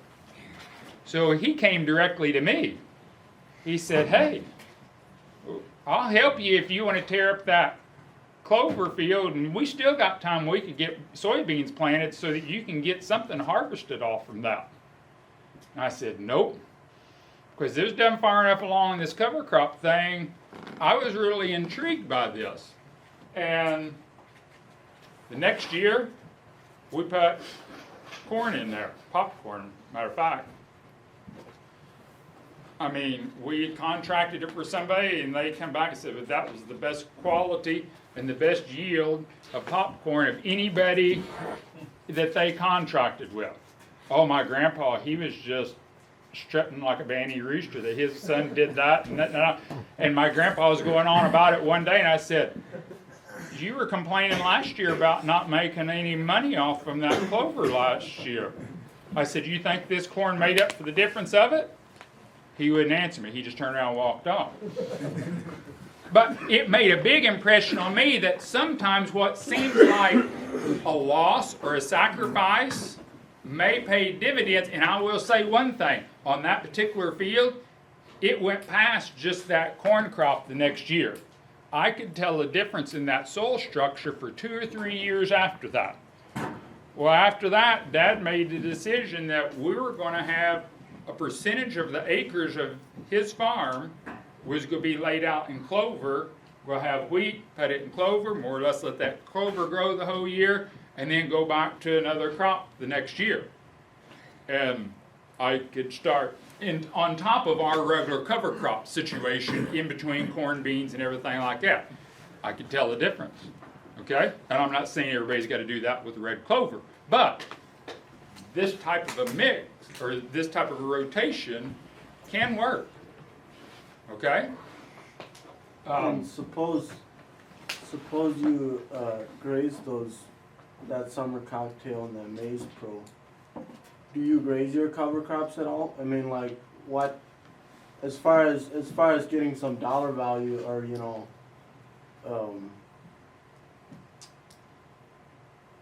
as, you know, so you're saying, well, we're sacrificing this field to put cover crops in it. The maize crow does become a harvestable crop if you need it and if there's enough tons to go get it. Right. Well- The feed test I've seen off of it, it's basically rocket fuel, so you're not going to feed that straight. But you could harvest that, you could potentially graze that, if you needed the feed, or if you. It wouldn't be a total loss as far as what we're talking about picking up carbon wise if you did decide to go in and graze it, because if you give a chance for it to regenerate, not necessarily graze it completely to the ground, Right. but if you say, okay, let's turn them loose in here for a period of days and let's clip 30% of it off. And we still have time in the season to where it's going to regrow. You still have the potential of gleaning a little bit of some forages for animals, because whenever we harvest a portion of the top of a plant, you'll get a certain amount of pruning of the roots on the bottom. And then when the top regrows, you're going to get new roots to regrow. So you could actually that's one reason why I talk about with our clover, when it got up to where it was in full bloom, we shredded it down, okay? Then we was able to, we got 3 crops of clover that we put into that ground by doing it that way. So coming in and potentially grazing this to not necessarily terminate it, but just to gradually harvest some, you could increase the potential of carbon that you're actually going to put back into that ground. And plus you got manure.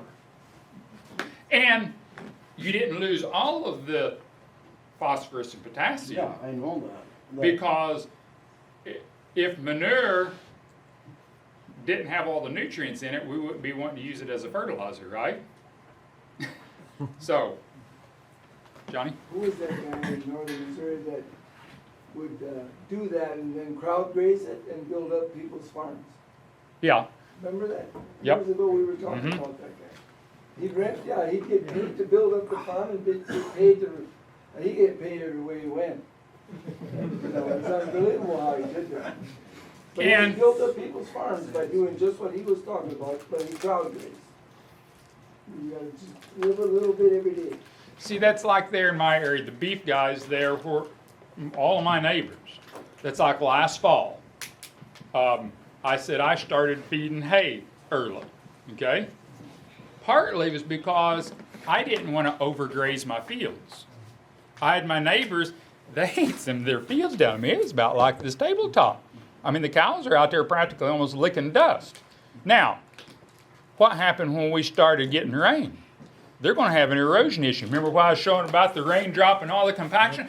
Here you get a pasture situation, and they've got erosion in gullies because they overgrazed it. Now me, I'm like, I got to get the cows off. I mean, I'm getting down here close, and I'm not going to get any regrowth. I got to get them off from here. And I deemed it that, okay, I'm going to have to start feeding my short supply of hay as sacrificing my soil, which is going to have an impact for years, if not decades down the road, just because I want to be selfish and not necessarily have to buy some extra hay and be prideful and say, well, I didn't buy any hay this year. I grazed my farm into the dirt, literally. So we have to think about some of these things like that. But yeah, you can. If you do grazing correctly, you can actually build soil instead of it, but it can also be a detriment too. I mean, Johnny's from he was from out there in west of me to where there was places out there, the topsoil was even thinner than what we had. Sometimes the rock stuck through the topsoil. Places out there where Johnny was. First time I met Johnny there in western Missouri, I mean, it's like, oh my goodness, there's topsoil's about like that. And some of the people out there would say you was always 7 days away from a drought. That if it didn't rain within 7 days, I mean, everything was drying up. So, but... now, here's an interseeding, okay? Corn, this is for dry corn. This is where they went in and did some interseeding like that V5, V6, I think is where they were doing some of that at, okay? There is a rye thing. He's got there, why the bother? I mean, you look at it like that and it's like, is this really worth it? Okay? But, like I was saying, as long as this plant can go through the photosynthesis process, it's feeding bacteria underneath the soil. Okay? It's still keeping the soil life going. All right? Now, here's the deal at V3. I wouldn't suggest the Mountain, I ain't promoting the Mountain Dew thing on this part. But they're going in at V3. They were using a herbicide. This was a commercial guy where he went through this herbicide, and then they seeded 21 days later, which the seeding was at June the 10th. Okay? There's July 13th. August 21st. And there's October 3rd.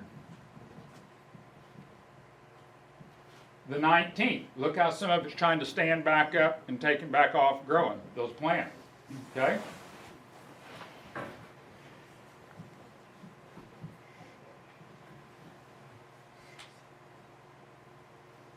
And then November 8th, there was some manure applied. There's still green plants there growing, guys. And as far as that being done in June, now, there's not a lot of tonnage that we're going to get the amount of carbon like we was looking at some of those other things, letting it fully grow, but there's still a green plant there growing. Remember what I was talking about? I want a green live plant growing as many days out of the year as possible on over as much area as you can. I mean, yeah, that don't look just great as far as for tonnage, but that is still supporting the infix and your other earthworms and bacteria that's going on in the soil. Okay? When you went through this and showed this, it's like, for up here in this area, I mean, it shows and proves that we can have something that can still support the soil life process. Okay?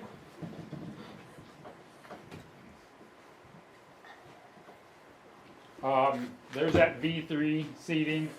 I'm trying to think. I think that's about it.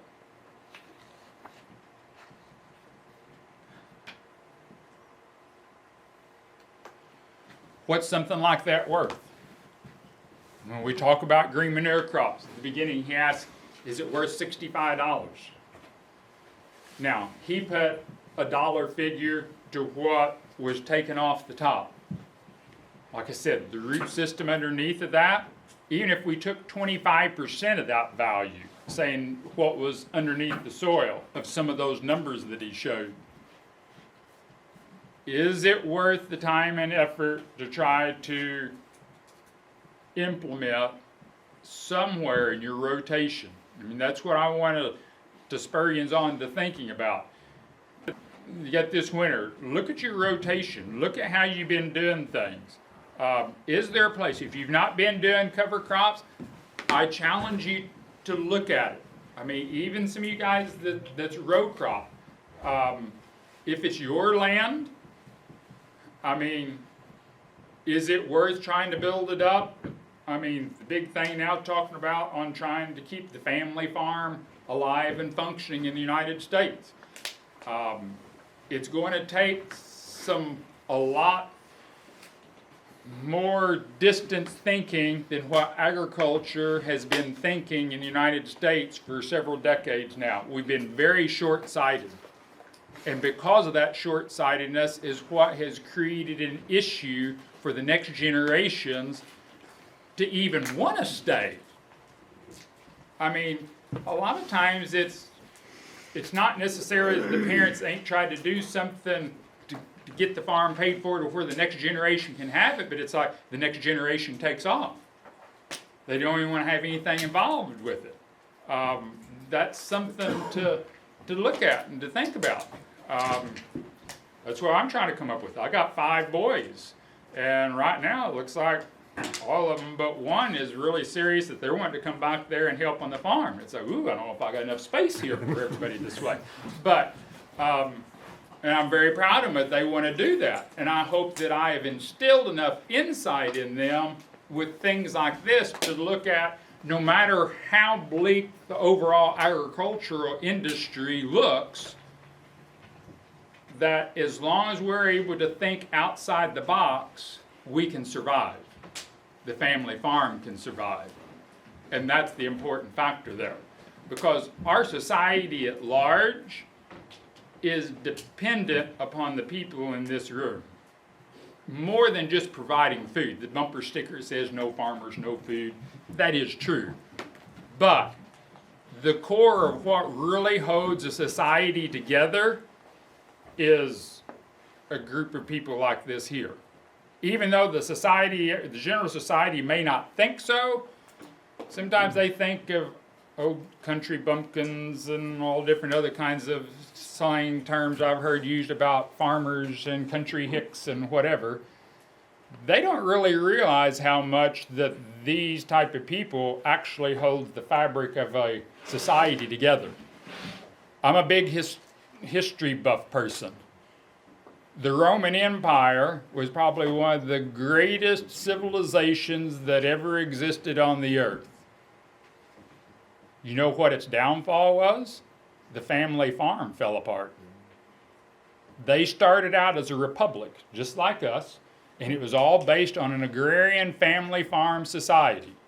That's what made Rome great, not its military strength. The reason why they had a strong military is because of the basics that they had in the agriculture and the family unit.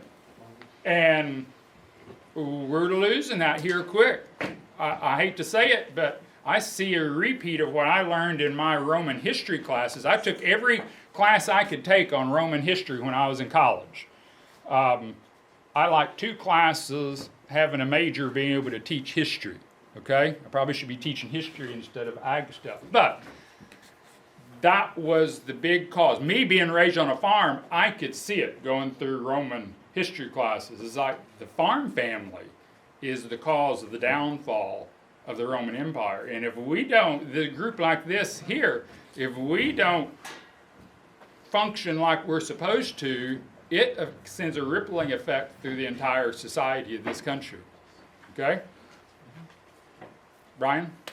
Do you have anything else in? Pardon? You done then? Yeah. Well, as you can see from watching the video, there's an incredible amount of information in there. And you can see Keith really knows his business, been doing it an awful lot of years. And this one was, you can see, was focused on a lot on cover crops, methodologies to utilize the cover crops, and using the biologicals as the winning ingredient. So I hope you got a lot out of this. I know I did. I heard it for the second time. And so I thank you very much for your time and have a most wonderful day.